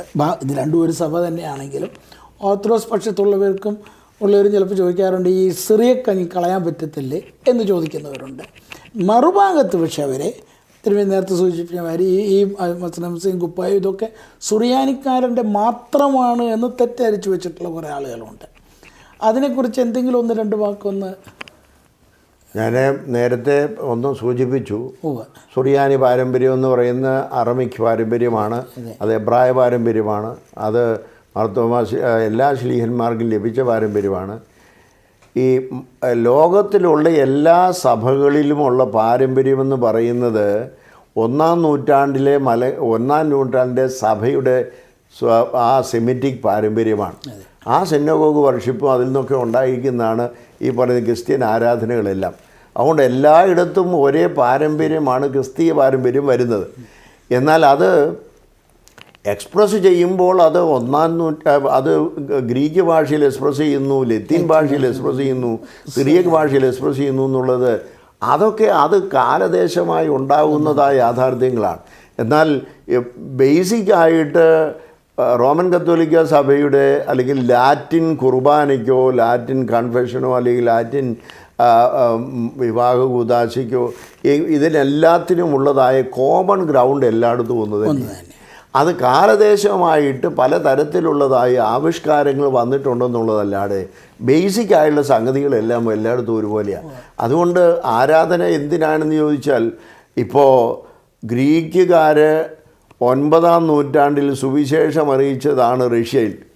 റഷ്യക്കാർ അന്ന് മുതൽ ഗ്രീക്ക് ഭാഷയും ഗ്രീക്ക് ആരാധന ഉപയോഗിച്ചിട്ടുണ്ട്. അതേ സമയത്ത് അവർ 12-ാം നൂറ്റാണ്ട് 13-ാം നൂറ്റാണ്ട് വന്നപ്പോൾ ഇത് മുഴുവൻ റഷ്യൻ ഭാഷയിലേക്ക് ട്രാൻസ്ലേറ്റ് ചെയ്യുകയും റഷ്യൻ ഭാഷയിലെ ആരാധന അതിൻ്റേതായ രീതിയിൽ ഉണ്ടാകുകയും ചെയ്തു. പക്ഷേ അടിസ്ഥാനപരമായിരിക്കുന്ന കാര്യങ്ങളെല്ലാം ഗ്രീക്ക് പാരമ്പര്യമാണ്. ഗ്രീക്ക് പാരമ്പര്യത്തിലുള്ളതാണ് എല്ലാം ചെയ്യുന്നത്. ഭാഷ അതിനകത്ത് മാത്രമല്ല, റഷ്യൻ സംസ്കൃതി കൂടെ അതിനകത്ത് വന്നിട്ടുണ്ട്. ഇപ്പോൾ റഷ്യൻ സംസ്കൃതിയും വന്നിട്ടുണ്ട്, റഷ്യൻ ഭാഷയും വന്നിട്ടുണ്ട്. പക്ഷേ അടിസ്ഥാനം മുഴുവനും ഗ്രീക്ക് ഭാഷ. അതുകൊണ്ട് ഉടനെ റഷ്യൻ ഭാഷ അവിടെ ഉപയോഗിച്ചു, അല്ലെങ്കിൽ ഗ്രീക്ക് ഭാഷയാണ്, ഗ്രീക്ക് പാരമ്പര്യമാണ് അവിടെ ഉള്ളത് കൊണ്ടോ ഗ്രീക്ക് ഭാഷ അവർ ഉപയോഗിച്ചതുകൊണ്ട് ഇപ്പോൾ ഇപ്പോഴും റഷ്യൻ ഭാഷയിൽ ആരാധന നടക്കുന്നിടത്ത് ചില വാക്കുകളും ചില എല്ലാം ഗ്രീക്ക് ടെർമിനോളജി. മാത്രമല്ല അവരെല്ലാം ബൈസന്റിയൻ സഭകളാണ്. ബൈസന്റിയൻ സഭകളെന്ന് പറയുമ്പോൾ ബേസിക്കാണ് ഗ്രീക്ക് എന്ന് പറഞ്ഞിട്ട് മലയാളം ഉപയോഗിക്കുന്ന മലയാളികൾ സുറിയാനിക്കാരാണെന്ന് പറയേണ്ട അർത്ഥം. ഇവിടെ സുറിയാനി സഭയെന്ന് പറയുമ്പോൾ യഥാർത്ഥത്തിൽ മലങ്കര ഓർത്തഡോക്സ് സിറിയക്ക് ചർച്ച എന്നാണ് പറയേണ്ടത്. സിറിയൻ ചർച്ച അല്ല, ഇത് സിറിയയിൽ നിന്ന് വന്ന ചർച്ച അല്ല. മലങ്കര ഓർത്തഡോക്സ് സിറിയക്ക് ചർച്ച എന്ന് പറഞ്ഞാൽ മലങ്കര ഓർത്തഡോക്സ് സുറിയാനി സഭ. സുറിയാനി എന്ന് പറയുന്നതും സുറിയാനിക്കാരെന്ന് പറയുന്നത് സിറിയയിൽ നിന്ന് വന്നവരും തമ്മിൽ വ്യത്യാസമുണ്ട്. സുറിയാനി ഭാഷ ഉപയോഗിക്കുന്നു. അത് ആർക്കും ഏത് സഭകൾക്കും ലോകത്തിലുള്ള ക്രിസ്തീയ സഭകൾക്ക് ഏത് സഭകൾക്കും ഏത് ഭാഷ ഉപയോഗിച്ച് ആരാധന നടത്താം. പക്ഷേ ആ ഭാഷയോടൊപ്പം അതിൻ്റേതായ സംസ്കൃതിയും കാണും, അതിൻ്റേതായ പാരമ്പര്യവും കാണും എന്ന് മാത്രമേ ഉള്ളൂ. അതുകൊണ്ട് അറബി രാജ്യത്തുള്ളതായ സുറിയാനി സംസ്കൃതി ഇന്ത്യയിലെ സംസ്കൃതി ആകണമെന്ന് പറഞ്ഞാൽ അത് നടക്കില്ല, അത് ശരിയല്ല. അതാര് പറഞ്ഞാലും അത് ശരിയല്ല. ഇപ്പോൾ നമ്മുടെ ലിറ്ററേച്ചർ ലാംഗ്വേജിൻ്റെ അടിസ്ഥാനം, അതുപോലെ തന്നെ തോമസ് ലീഗ വന്നുള്ള അറമായ ലാംഗ്വേജ്, ഇതിൻ്റെ എല്ലാം കൂടെ ചേർന്നുള്ള ഒരു പാരമ്പര്യം. അല്ല, അതുകൊണ്ടാണ് നമ്മൾ പറയുന്ന ആ സുറിയാനി പാരമ്പര്യം തോമാശ്ലീഹ മുതൽ ഇന്നും കൊണ്ട് വരുന്നതായ സെമിറ്റിക് പാരമ്പര്യം സഭയിൽ ഉള്ളത്. അത് കാലദേശപരമായിരിക്കുന്ന പല ആചാരങ്ങളും അനുഷ്ഠാനങ്ങളും നമ്മൾ ഉൾക്കൊണ്ടുകൊണ്ട്, നമുക്കറിയാമല്ലോ കേരളത്തിലെ സംസ്കാരത്തിലെ പല കാര്യങ്ങളും ഉൾക്കൊണ്ടുകൊണ്ട് ഒരു സംസ്കൃതി ഇവിടെ ഉണ്ടായിട്ടുണ്ട്. ഇപ്പം നമ്മളിവിടെ ആദ്യകാലം മുതൽ ചട്ടയും മുണ്ടും ഒക്കെ ഉടുക്കുകയും ഒക്കെ ചെയ്തുകൊണ്ടിരുന്ന, അല്ലെങ്കിൽ നമ്മുടെ പഴയ എല്ലാം ഉപയോഗിക്കുന്നത് നമ്മൾ അതിനെ ചേർത്താണ് ഇവിടുത്തെ സുറിയാനി. അതെ, സുറിയാനി എന്ന് പറഞ്ഞാൽ ഇവിടുത്തെ ഭാഷ, ജീവിതശൈലി, വസ്ത്രധാരണം ഇതെല്ലാം ഉൾക്കൊണ്ടുകൊണ്ട് നമ്മൾ സുറിയാനി ഭാഷയാണ് സംസാരിക്കുന്നതെന്ന് പറഞ്ഞിട്ട് നമ്മൾ പേർഷ്യയിലുള്ളവരുടെയോ റോമിലുള്ളവരുടെയോ വസ്ത്രമാണോ നമ്മൾ ഉപയോഗിക്കുന്നത്? അത് നമ്മുടെ ആരാധനകളും വസ്ത്രധാരണങ്ങളും അല്ല, നമ്മുടെ രീതികളും നമ്മളെ ഇടപെടലും എല്ലാം നമ്മൾ നമസ്തേ പറയുമ്പോൾ എല്ലാവരും അവിടെ ഗുഡ് മോർണിംഗ് പറയുന്ന പോലെയാണ്. നമ്മുടേതായിരിക്കുന്ന സംസ്കൃതി ഇവിടെയുണ്ട്. ആ സംസ്കൃതി ജീവിത ശൈലിയാണ്, ആ ജീവിത വീക്ഷണമാണ്. അത് നമുക്കിവിടെയുണ്ട്. ആ സംസ്കാരം നമ്മൾ കാത്തു സൂക്ഷിക്കുന്നു. ആ സംസ്കാരം ആരാധന ഭാഗത്തും ഉണ്ടാകുന്നു. ഒരു ചോദ്യം കൂടി ഭരണഘടനയെ കുറിച്ചുള്ളൊരു കാര്യം കൂടെ ഒന്ന് ചോദിക്കാമെന്ന് വിചാരിക്കുന്നുണ്ട്. അപ്പോൾ അതിന് മുമ്പ് ഞാൻ ഇതിനോട് ചേർത്തൊന്ന് തിരുമേനിക്ക് തന്നെ അറിയാവുന്ന ഒരു ഉദാഹരണത്തിന് ജർമ്മനിയിലും അമേരിക്കയിലും ഒക്കെയുള്ള സിറിയക് ഓർത്തഡോക്സ് ചർച്ച്, അന്ത്യോക്യൻ സിറിയക് ഓർത്തഡോക്സ് ചർച്ച്, അവർ പലപ്പോഴും അവർക്ക് സുറിയാനി ഇപ്പോൾ മൂന്നാമത്തെയോ നാലാമത്തെയോ ലാംഗ്വേജാണ്. ഒന്ന് ജർമ്മനിലോ അമേരിക്കനിലോ ഒക്കെയാണ് അവർ, ഇംഗ്ലീഷിലാണ് അവർ ലിറ്റർജി നടത്തുന്നത്. രണ്ട്, പിന്നീട് അവർ പോകുന്നത് അറബിക്കിലേക്കാണ്. അറബിക്കാണ് പിന്നെ അവരുടെ ലാംഗ്വേജ്. അപ്പോൾ ഞാൻ തന്നെ കണ്ടിട്ടുണ്ട്, ജർമ്മനിൽ ലിറ്ററേച്ചർ നടത്തിയാൽ ഒരാളത് അറബിക്കിലേക്ക് ട്രാൻസ്ലേറ്റ് ചെയ്യും. എന്നിട്ട് അതിൽ നിന്ന് തുറബ്ദീനിൽ നിന്ന് വരുന്ന വല്യപ്പച്ചന്മാർക്കും വല്യമ്മമാർക്കും വേണ്ടി പിന്നെ അത് തൂറോയോയിലേക്ക് തർജ്ജമ ചെയ്യും. അവിടെ ഒന്നും ഈ പറയുന്ന ഒറിജിനൽ സിറിയക്ക് പറഞ്ഞാൽ പലപ്പോഴും പലർക്കും മനസ്സിലാകാത്തൊരു സാഹചര്യം ഉണ്ടെന്നുള്ളൊരു വശത്ത്. മറുവശത്ത് ഇതിനൊരു സംസ്കൃതിയായിട്ട് കാണുമ്പോൾ ഇതിനെ ഓർപ്പിച്ച പോലെ ഇവിടുത്തെ zero Malabar, zero Malankara, zero Marthoma എല്ലാവരും ഈ SYRO പറഞ്ഞാൽ അല്ലേ ഒരു സിറിയക് ട്രഡീഷൻ എല്ലാവരും വഹിക്കാൻ, ഇപ്പം സീറോ പെൻറ്റക്കോസ്റ്റൽസ് എന്ന് വരെ പറയുന്ന ഒരു സംവിധാനം. അത് സിറിയക്ക് ഭാഷ കൊടുത്തിരിക്കുന്നതായ ഒരു കാര്യം, അതിൻ്റെ പാരമ്പര്യം എവിടെയുണ്ട് എന്ന് പറഞ്ഞാൽ ഇപ്പം ജർമ്മനിയിലുള്ളതായ സിറിയക്ക് ഓർത്തഡോക്സുകാർ മുഴുവനും പിന്നെ ദമാസ്കസിലോ ലെബനോനിലോ ഉള്ളതായിരിക്കുന്ന സംസ്കൃതി വേണമെന്ന് പറഞ്ഞാൽ അത് നടക്കില്ല. അവരതാത് ദേശത്തെ സംസ്കൃതി ഉപയോഗിക്കും, സംസ്കാര രീതിയാണ് അവരുടെ ജീവിതശൈലി. അതേസമയത്ത് ആരാധനയ്ക്ക് അവരിത് ഉപയോഗിക്കും, ആരാധനയ്ക്ക് ആ ഭാഷ ഉപയോഗിക്കുമെന്നുള്ളതല്ലാതെ അത് അവരുടെ എത്നിക് മാറ്റം ഉണ്ടാകുന്നില്ല. എത്നിക്കായിരിക്കുന്ന ഒരു ജീവിതശൈലിയുണ്ട്. അതിനെ ഒരിക്കലും ഒരു അറബിക് എത്നിക് ശൈലിയുണ്ട്, ഇന്ത്യൻ എത്നിക് ശൈലിയുണ്ട്, റഷ്യൻ എത്നിക് ശൈലിയുണ്ട്, ഗ്രീക്ക് അല്ലെങ്കിൽ പിന്നെ ഗ്രീക്ക് എത്നിക് ശൈലിയുണ്ട്, റോമൻ എത്നിക് ശൈലിയുണ്ട്. ഇതൊക്കെ വ്യത്യസ്തമാണ്. അതിനൊക്കെ എത്നിക് ഗ്രൂപ്പുകളുണ്ട്, അല്ലെങ്കിൽ എത്നിക് പാരമ്പര്യമുണ്ട്. അത് അതിലേ പോകുള്ളൂ. ആരാധനയ്ക്ക് അവനവൻ ഇഷ്ടമുള്ളതായ ആരാധന ഭാഷ ഉപയോഗിക്കാം, അല്ലെങ്കിൽ പാരമ്പര്യം ഉപയോഗിക്കാം. ആരാധനയോ പാരമ്പര്യമോ ഇന്ന പാരമ്പര്യമോ എന്നുള്ള ഒന്നും ഒരു പ്രസക്തമല്ല. ഈ പറയുന്നതായ വിശ്വാസത്തിൽ അടിസ്ഥാനം എന്തുണ്ട്? ഇപ്പം സുറിയാനി ആരാധന നമുക്കുണ്ട്. അതുകൊണ്ടാണോ നമ്മൾ അർമീനിയക്കാരുമായിട്ട് വിശ്വാസത്തിൽ ഏകമായിരിക്കുന്നത്? അർമീനിയക്കാരുടെ ഭാഷയല്ലേ. പിന്നെ എങ്ങനെയാണ് നമ്മൾ അർമീനിയൻ സഭയും നമ്മുടെ സഭയും അല്ലെങ്കിൽ എത്യോപ്യൻ സഭയും കോപ്റ്റിക് സഭയും നമ്മളുമായിട്ട് കുർബാന ഐക്യം വരുന്നതിൻ്റെ കാരണം ഭാഷയാണോ? ഭാഷയല്ല, ജീവിത സംസ്കൃതിയുമല്ല, വിശ്വാസമാണ്. ആ വിശ്വാസത്തിലുള്ള ഏകതയാണ്. അത് സിറിയൻ ഓർത്തഡോക്സ് സഭയും മലങ്കര ഓർത്തഡോക്സ് സഭയ്ക്കും വിശ്വാസത്തിൽ ഏകത്വമുണ്ട്, സംശയമില്ല. പക്ഷേ വിശ്വാസത്തിൽ ഏകത്വം ഉണ്ടെന്നുകൊണ്ട് ഭാഷയിൽ ഏകത്വം വരേണ്ട ആവശ്യമില്ല, സംസ്കൃതിയിൽ ഏകത്വം വരേണ്ട ആവശ്യമില്ല. അതാണ് ഭരണഘടനയെ കുറിച്ച് കൂടി. ഭരണഘടനയെക്കുറിച്ച് ഇപ്പോൾ ഏറ്റവും ആധികാരികമായിട്ട് പറയുന്ന പിതാക്കന്മാരിൽ ഒരാളാണല്ലോ തിരുമേനി. പ്രത്യേകിച്ച് ഈ കേസ് നടത്തുന്ന കാര്യത്തിലെല്ലാം മുഴുവൻ സമയവും ഇത് ഓരോ ക്ലോസും കാണാതെ പറയുവാനും അതിൻ്റെ വിശകലനം പറയാനും അറിയുന്നൊരു പിതാവാണെന്നറിയാം. ഞാൻ ഏറ്റവും കൂടുതൽ ഭരണഘടനയെക്കുറിച്ച് മനസ്സിലാക്കിയത് ഭരണഘടന ഒരു ജൂബിലി നമ്മൾ നടത്തിയ സമയത്ത് തിരുമേനിയുടെ കുറേ ക്ലാസ്സുകൾ ഉണ്ടായിരുന്നതാണ്. അപ്പോൾ ആവർത്തിക്കുന്നൊരു പദമാണ് മലങ്കര സഭയുടെ ഒരു മാഗ്ന കാർട്ട അല്ലെങ്കിൽ ഒരു സ്ട്രോങ് ഫോർട്ടാണ് ഈ 1934 എന്നുള്ളത്. അപ്പോൾ ഒരു പക്ഷേ ഒരു നമ്മളൊരു കണ്ടീഷണലായിട്ട് ചിന്തിക്കുകയായിരുന്നു, ഒരു പക്ഷേ ഇത്രയും കേസുകളും കാര്യങ്ങളും ഉണ്ടായില്ലായിരുന്നെങ്കിൽ ഈ 34 ഭരണഘടന എന്ന് പറയുന്നതിന് ഇങ്ങനൊരു സാങ്കത്യം ഇന്നുണ്ടാകുമായിരുന്നോ എന്നുള്ളതൊരു ഭാഗത്ത് ചോദ്യം.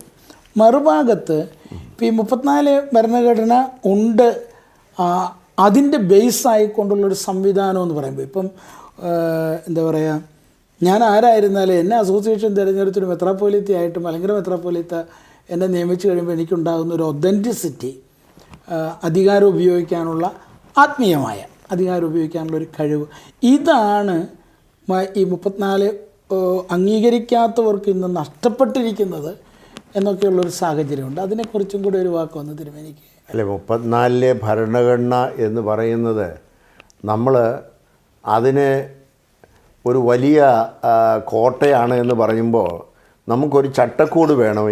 ഏത് ക്രമീകരണത്തിൽ ഒരു കുടുംബമാണെന്നാൽ പോലും അതുകൊണ്ട് ഒരു ഭരണഘടന ആവശ്യമാണ്. മലങ്കര ഓർത്തഡോക്സ് സഭയ്ക്ക് ഭരണഘടന ഉണ്ടായത് 1934. കാരണം അതിൻ്റെ കാതോലിക്കേറ്റിൻ്റെ സ്വാതന്ത്ര്യം അല്ലെങ്കിൽ കാതോലിക്ക സ്ഥാപിതം 1912 ഉണ്ടായിട്ട് പിന്നെ ഒരു 22 വർഷം കൂടി എടുത്തു അതിൻ്റെ ഉണ്ടാകാനായിട്ട്. ഇന്ത്യയിലാണെങ്കിൽ 47 സ്വാതന്ത്ര്യം കിട്ടിയിട്ട് ഇന്ത്യ പിന്നീടല്ലേ 50 ഭരണഘടന ഉണ്ടാക്കുന്നത്. അപ്പോൾ മലങ്കര സഭയുടെ ഭരണഘടന എന്ന് പറയുന്നത് ദ സ്കീം ഓഫ് വർക്കാണ്. ഈ സഭയിലുള്ളവരെ എങ്ങനെ പ്രവർത്തിക്കണം, ഏത് ചട്ടക്കൂടിൽ നിന്നുകൊണ്ട് പ്രവർത്തിക്കണം. സഭയിൽ പിന്നെ സാമ്പത്തികമായ കാര്യങ്ങളുണ്ട്, വിദ്യാഭ്യാസപരമായ മിഷൻ കാര്യങ്ങളുണ്ട്, അങ്ങനെ സഭയുടെ അടിസ്ഥാനപരമായിരിക്കുന്ന പ്രവർത്തന ശൈലികളുണ്ട്. ഇങ്ങനെ എല്ലാം കൂടെ സമഗ്രമായി ഉൾക്കൊള്ളുമ്പോൾ ഇതെല്ലാം കൂടെ എങ്ങനെയാണ് മെത്രാച്ചന്മാരും അച്ഛന്മാരും അൽമായക്കാരും ഉള്ളതായ കോഓപ്പറേഷൻ, എങ്ങനെയാണ് സഭയുടെ വളർച്ച എന്നുള്ളതിനൊരു സ്കീമുണ്ടാക്കി. ആ സ്കീം ഓഫ് വർക്ക്, ആ സ്കീം ഉണ്ടാക്കിയിരിക്കുന്നതാണ് 1934 കോൺസ്റ്റിറ്റ്യൂഷൻ എന്ന് പറയുന്നത്. അതുകൊണ്ടാണ് ഇവിടെ സെക്ഷൻ 92 എന്ന് പറയുന്നതായ ഒരു സ്കീമിൻ്റെ ആവശ്യമില്ല, മലങ്കര സഭ ഓൾറെഡി ഒരു സ്കീം ഓഫ് വർക്ക് ഉണ്ട് എന്ന് ജഡ്ജിമാർ കണ്ടെത്തിയതിൻ്റെ കാരണം. അപ്പോൾ ആ സ്കീം എന്ന് പറയുന്ന ചട്ടക്കൂടിനകത്ത് നിൽക്കുമ്പോൾ മലങ്കര മെത്രാപ്പൊലീത്തായിക്ക് ചെയ്യാവുന്നതും ഉള്ള കാര്യങ്ങൾ ഇവിടെയുണ്ട്, കാതോലിക്ക ചെയ്യേണ്ട കാര്യങ്ങൾ ഇവിടെയുണ്ട്, മെത്രാച്ചൻ ചെയ്യേണ്ട കാര്യങ്ങളുണ്ട്, അച്ഛന്മാർ ചെയ്യേണ്ട കാര്യങ്ങളുണ്ട്, അൽമായക്കാരുടെ പ്രാതിനിധ്യമുണ്ട്.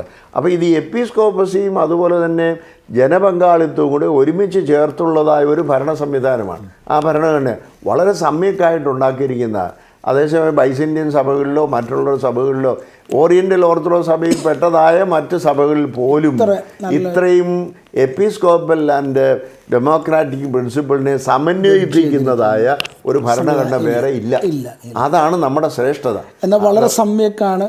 ഏതാണ്ട് 120 ആർട്ടിക്കിൾസ് അല്ലേ ഉള്ളൂ. അതെ, 135 ആർട്ടിക്കിൾ ഉണ്ടെങ്കിലും ഈ ആർട്ടിക്കിളിനകത്ത് തന്നെ എല്ലാം ഈവൻ സന്യാസ ആശ്രമങ്ങളെ പോലും ഉൾപ്പെടുത്തിക്കൊണ്ടും ആ ഭരണഘടന എന്തെങ്കിലും അമെൻഡ് ചെയ്യണമെങ്കിൽ ആ അമെൻഡ് ചെയ്യാനുള്ള ക്ലോസുകളും വെച്ചുകൊണ്ടും അതിൻ്റെ രീതികളും അസോസിയേഷനും തിരഞ്ഞെടുപ്പും ഇതെല്ലാ കാര്യങ്ങളും മലങ്കര സഭ അതിൻ്റെ വിശ്വാസത്തിൽ അധിഷ്ഠിതമായ എല്ലാ കാര്യങ്ങളും നിർവഹിക്കാൻ ആവശ്യമായിരിക്കുന്ന എല്ലാ ക്രമീകരണങ്ങളും ഈ ഭരണഘടനയിലുണ്ട്. അതുകൊണ്ടാണ് അതിൻ്റെ ചട്ടക്കൂട്ടിൽ നിൽക്കണമെന്ന് പറയുന്നത്. അപ്പോൾ ആ ഭരണഘടന അനുസരിക്കുന്നതായ ഒരാളിന് ഒന്നും ചെയ്യാനുള്ളൂ. ഉദാഹരണമായിട്ടൊരു ഭരണഘടന അനുസരിച്ച് പോകുന്ന ഒരു ഇടവക പള്ളിയിൽ ഞായറാഴ്ച ഉണ്ടാവുന്നതായ ആ സ്തോത്ര കാഴ്ച പിറ്റേ ദിവസം അത് ബാങ്കിലിട്ടേ പറ്റുള്ളൂ. അത് വൈദികൻ്റെയും ട്രസ്റ്റിയുടെയും പേരിൽ ഇട്ടേ പറ്റുള്ളൂ. 30 തീയതി കഴിയുമ്പോൾ മാസാന്ത്യം കണക്ക് വെച്ചെങ്കിലേ പറ്റുള്ളൂ. വർഷത്തിൽ കണക്ക് വെച്ചെങ്കിലേ ഉള്ളൂ.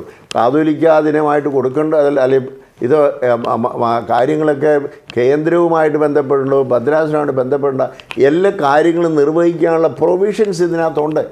അപ്പോൾ അത്ര സിസ്റ്റമാറ്റിക്കായിട്ട് ഉണ്ടാക്കിയിരിക്കുന്ന ഒരു ഭരണഘടന വേണ്ട എന്ന് പറയുന്നത് അത് ക്രമീകൃതമായി ചിട്ടയോടുകൂടെ പോകാൻ താല്പര്യമില്ല എന്ന് പറയുന്നതിൻ്റെ കാര്യം. എന്നെ ഇച്ചിരി ദൂരത്തായിരിക്കുന്നേ, അതുകൊണ്ടൊരു ധൈര്യത്തിലൊരു ചോദ്യം ചോദിക്കുകയാണ്. ഇപ്പോൾ തിരുമേനിക്ക് കണ്ടനാട് വെസ്റ്റ് ഭദ്രാസനമുണ്ട്, 2-3 ഭദ്രാസനങ്ങളുടെ അധിക ചുമതല വിശുദ്ധ ബാവ തിരുമേനി ഏൽപ്പിച്ചിട്ടുണ്ട്.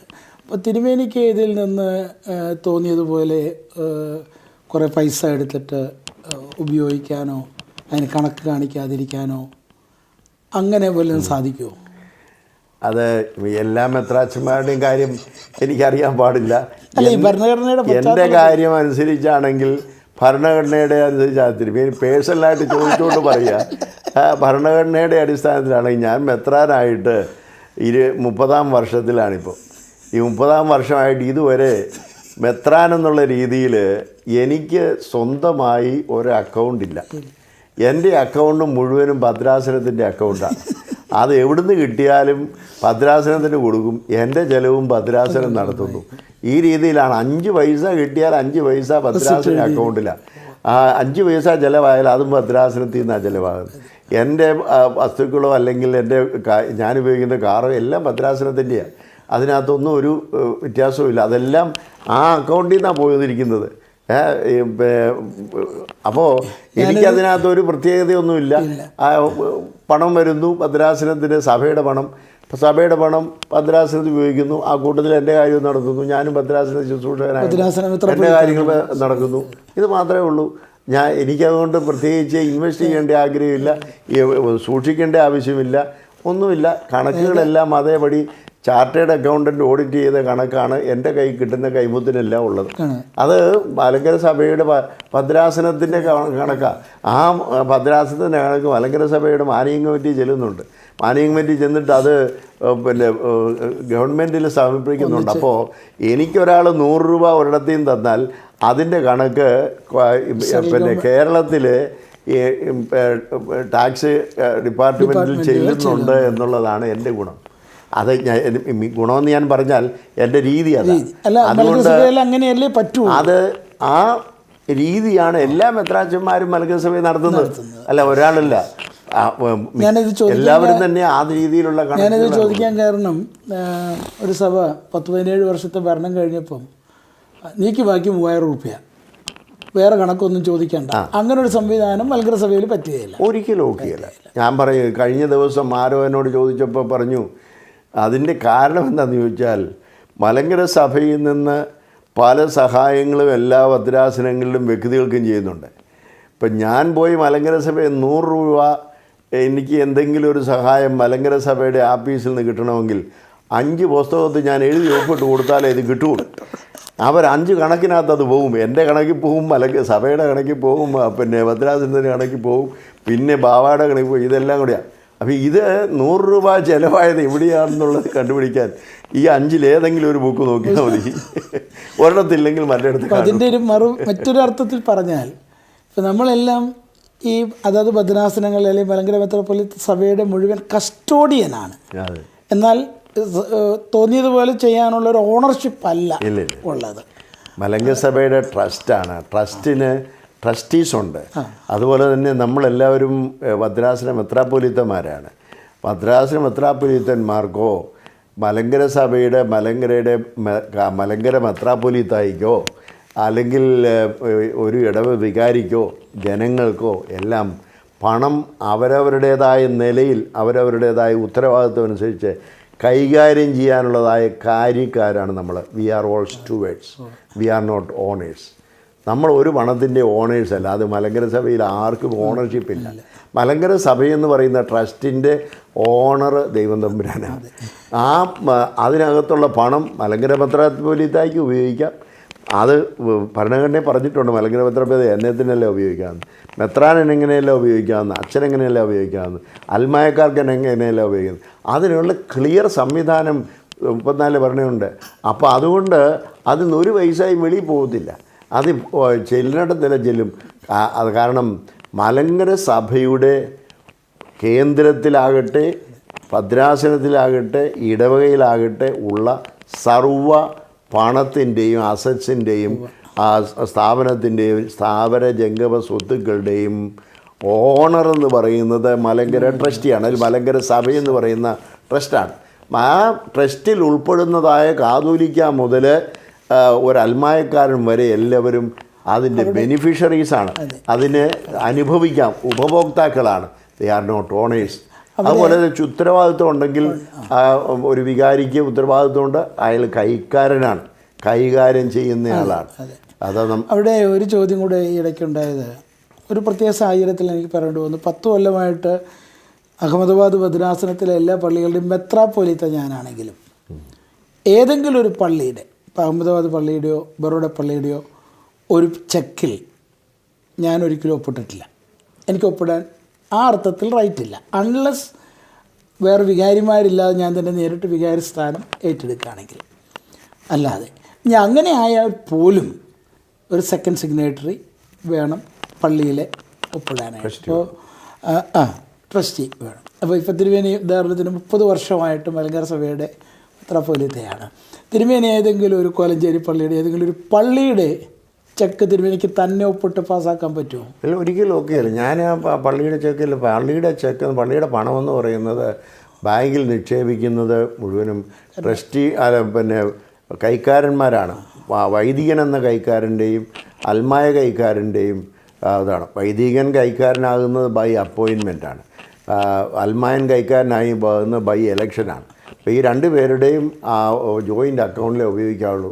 വൈദികൻ ഉപയോഗിക്കാൻ കാരണം സഭയാണ് ഇതിൻ്റെ ഉത്തരവാദി, അതിൻ്റെ ഓണർഷിപ്പ് എന്നുള്ളത് കൊണ്ടാണ് വൈദികൻ അത് കൈകാര്യം ചെയ്യേണ്ട ഉത്തരവാദി. സഭയ്ക്ക് വേണ്ടി അത് കൈകാര്യം ചെയ്യണം.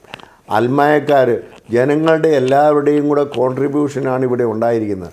അതുകൊണ്ട് അത് കൈകാര്യം ചെയ്യാനുള്ളതായിരിക്കുന്ന അവകാശം ജനങ്ങൾക്കുണ്ട്. അതുകൊണ്ട് തിരഞ്ഞെടുക്കുന്ന കൈക്കാരനുമുണ്ട്. പക്ഷേ കൈക്കാരനോ വികാരിക്കോ 5 പൈസ പോലും അതിൽ നിന്ന് സ്വന്തമായിട്ട് എടുക്കാൻ കഴിയില്ല. ഞാൻ ഇതൊക്കെ ഇപ്പോഴത്തെ ഒരു കോൺടെസ്റ്റിൽ ഒത്തിരി തിരുമേനിക്കറിയാമല്ലോ, തിരുമേനി അങ്ങനെയുള്ള സഹോദരങ്ങളുടെ നടുക്കിൽ നിൽക്കുന്ന ഒരാളാണ്. പല പള്ളികളുടെ ഒരു പ്രശ്നം എന്ന് പറഞ്ഞാൽ ഇപ്പോൾ ഇങ്ങോട്ട് വരാൻ തന്നെയുള്ള വൈമനസ്യം ഒക്കെ കാണിക്കുക, അല്ലെങ്കിൽ അങ്ങോട്ടും ഇങ്ങോട്ടും വരിക എന്നുള്ളതല്ല, ഏകസഭയിൽ നിൽക്കുമ്പോൾ ഉണ്ടാകുന്ന ഒരു വലിയ ബുദ്ധിമുട്ട് ഇതാണ്, കണക്ക് കാണിക്കണം, തന്നെ കാര്യങ്ങൾ കൈകാര്യം ചെയ്യാൻ ഒക്കുകയില്ല. ഇത് വരുമ്പോൾ ഈ പറഞ്ഞൊരു 34-ൻ്റെ ഒരു സംവിധാനത്തിൽ വരണം. അതിന് തയ്യാറല്ല എന്നുള്ള അതിന് തയ്യാറല്ല എന്ന് പറയുമ്പോൾ ഇവിടെ നമ്മൾ ഓർക്കണം, ആ ഒരു കാര്യത്തെക്കുറിച്ച് ബന്ധപ്പെട്ടതായ പാത്രികേസ് ബാവ തന്നെ, ഇപ്പോഴത്തെ കരീം പാത്രികേസ് ബാവ തന്നെ മലങ്കര സഭയിലെ എല്ലാ യാക്കോബായ വിഭാഗത്തിലെ മെത്രാന്മാരോടും പറഞ്ഞു അവരുടെ എല്ലാ അസറ്റുകൾ പള്ളി സഭയുടെ പേരിൽ എഴുതണമെന്ന്. ഇതുവരെ ഒരു മെത്രാനും ഒരു അസറ്റും എഴുതിയിട്ടില്ല എന്നുള്ളതാണ് യാഥാർത്ഥ്യം. മലങ്കര സഭയിലാണെങ്കിൽ അത് നടക്കില്ല. മലങ്കര സഭയിൽ അത് നടത്തിയേ പറ്റൂ, അല്ലെങ്കിൽ മെത്രാനായി തുടരാനും.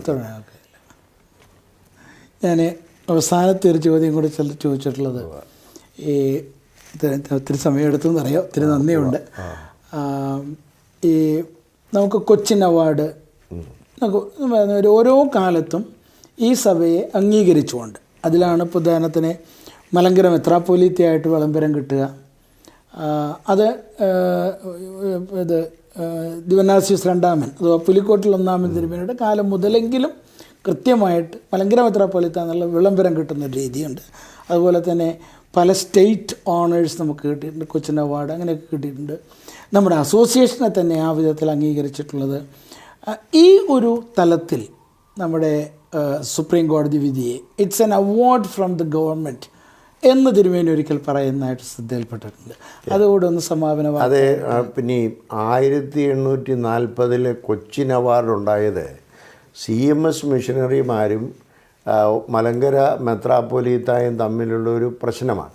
അതായത് ഒരു മലങ്കര മെത്രാപ്പോലീത്ത 7-ാം മാർത്തോമ്മ ഇട്ടതായ വട്ടിപ്പണം, ആ വട്ടിപ്പണത്തിൻ്റെ പലിശ ആര് വാങ്ങിക്കണം എന്നുള്ളതാണ് വിഷയം. ആ വിഷയത്തിന് ഒരു ഇൻ്റർപ്ലീഡർ സൂട്ട് കൊടുത്തിട്ട് അത് ആരാണ് വാങ്ങിക്കേണ്ടതെന്നുള്ള തീരുമാനം ചെയ്തപ്പോൾ അസറ്റ്സിൽ കുറേ, അല്ലെങ്കിൽ മറ്റ് സാധനങ്ങൾ അസറ്റ്സിൽ കുറേ CMS മിഷണറിമാർക്ക് കൊണ്ടുപോയെങ്കിലും മലങ്കര മെത്രാപ്പൊലീത്ത നാട്ടു മെത്രാച്ചൻ, അത് മലങ്കര മെത്രാപ്പൊലീത്ത എന്നുള്ളതായ മാർത്തോമ്മയുടെ പിൻഗാമികളാണ് ഈ വട്ടിപ്പണത്തിൻ്റെ പലിശ വാങ്ങിക്കേണ്ടത് എന്നുള്ള തീരുമാനം ഉണ്ടായി ലഭിച്ചതാണ് കൊച്ചിൻ അവാർഡെന്ന് പറയുന്നത്. അത് സഭയെ സംബന്ധിച്ചിടത്തോളം അന്ന് മുതൽ ഇന്ന് വരെ അത് വാലിഡാണ്. അതുകൊണ്ടാണ് ഇന്നും മലങ്കര മെത്രാപ്പോലീത്താണ് വട്ടിപ്പണത്തിൻ്റെ പലിശ ഇന്നും വാങ്ങിക്കാൻ അർഹതയുള്ളത്. ആ കൊച്ചിൻ അവാർഡ് ഇന്നും നിലനിൽക്കുന്നു എന്നുള്ളത് കൊണ്ടാണ്.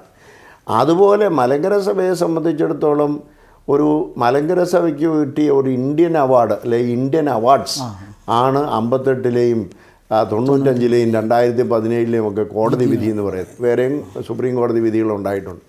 അപ്പോൾ ഈ സുപ്രീം കോടതി വിധികൾ കാരണം അവാർഡ് ഞാൻ പറയാൻ കാരണം അന്ന് കൊച്ചി രാജ്യത്തിൻ്റെ റോയൽ കോർട്ടിൻ്റെ അല്ലെ മഹാരാജാവിൻ്റെ വിധി വന്നു കഴിഞ്ഞാൽ അതിനപ്പുറത്തോട്ട് വിധിക്കാൻ ലോകത്തിലാരും ഇല്ല. അതുകൊണ്ട് അത് അവസാനത്തെ വിധിയാണ് എന്ന് പറയുന്നത് പോലെ മലങ്കര സഭയ്ക്ക് സുപ്രീം കോടതി വിധി കഴിഞ്ഞാൽ പിന്നെ അതിനപ്പുറത്തോട്ട് വിധിക്കാൻ ആരുമില്ലാത്തത് കൊണ്ടാണ് 58-ലെയും 95-ലെയും 2017-ലെയും ഒക്കെ വിധി മലങ്കര സഭയ്ക്ക് കിട്ടിയ ഇന്ത്യൻ അവാർഡ്സ് ആണ് എന്ന് ഞാൻ പറയുന്നതിൻ്റെ കാരണം. അത് എന്നും നിലനിൽക്കും. ഇതിനപ്പുറത്തോട്ട് ഇനി ആരും വിധിക്കാനില്ല എന്നുള്ളത് കൊണ്ട് തന്നെയാണ് ആ സമഗ്രമായിരിക്കുന്ന ഒരു വലിയ അംഗീകരണം സഭയ്ക്ക് കിട്ടിയതാണ്, അവാർഡ് കിട്ടിയതാണ് എന്ന് ഞാൻ പറയുന്നതിൻ്റെ കാരണം.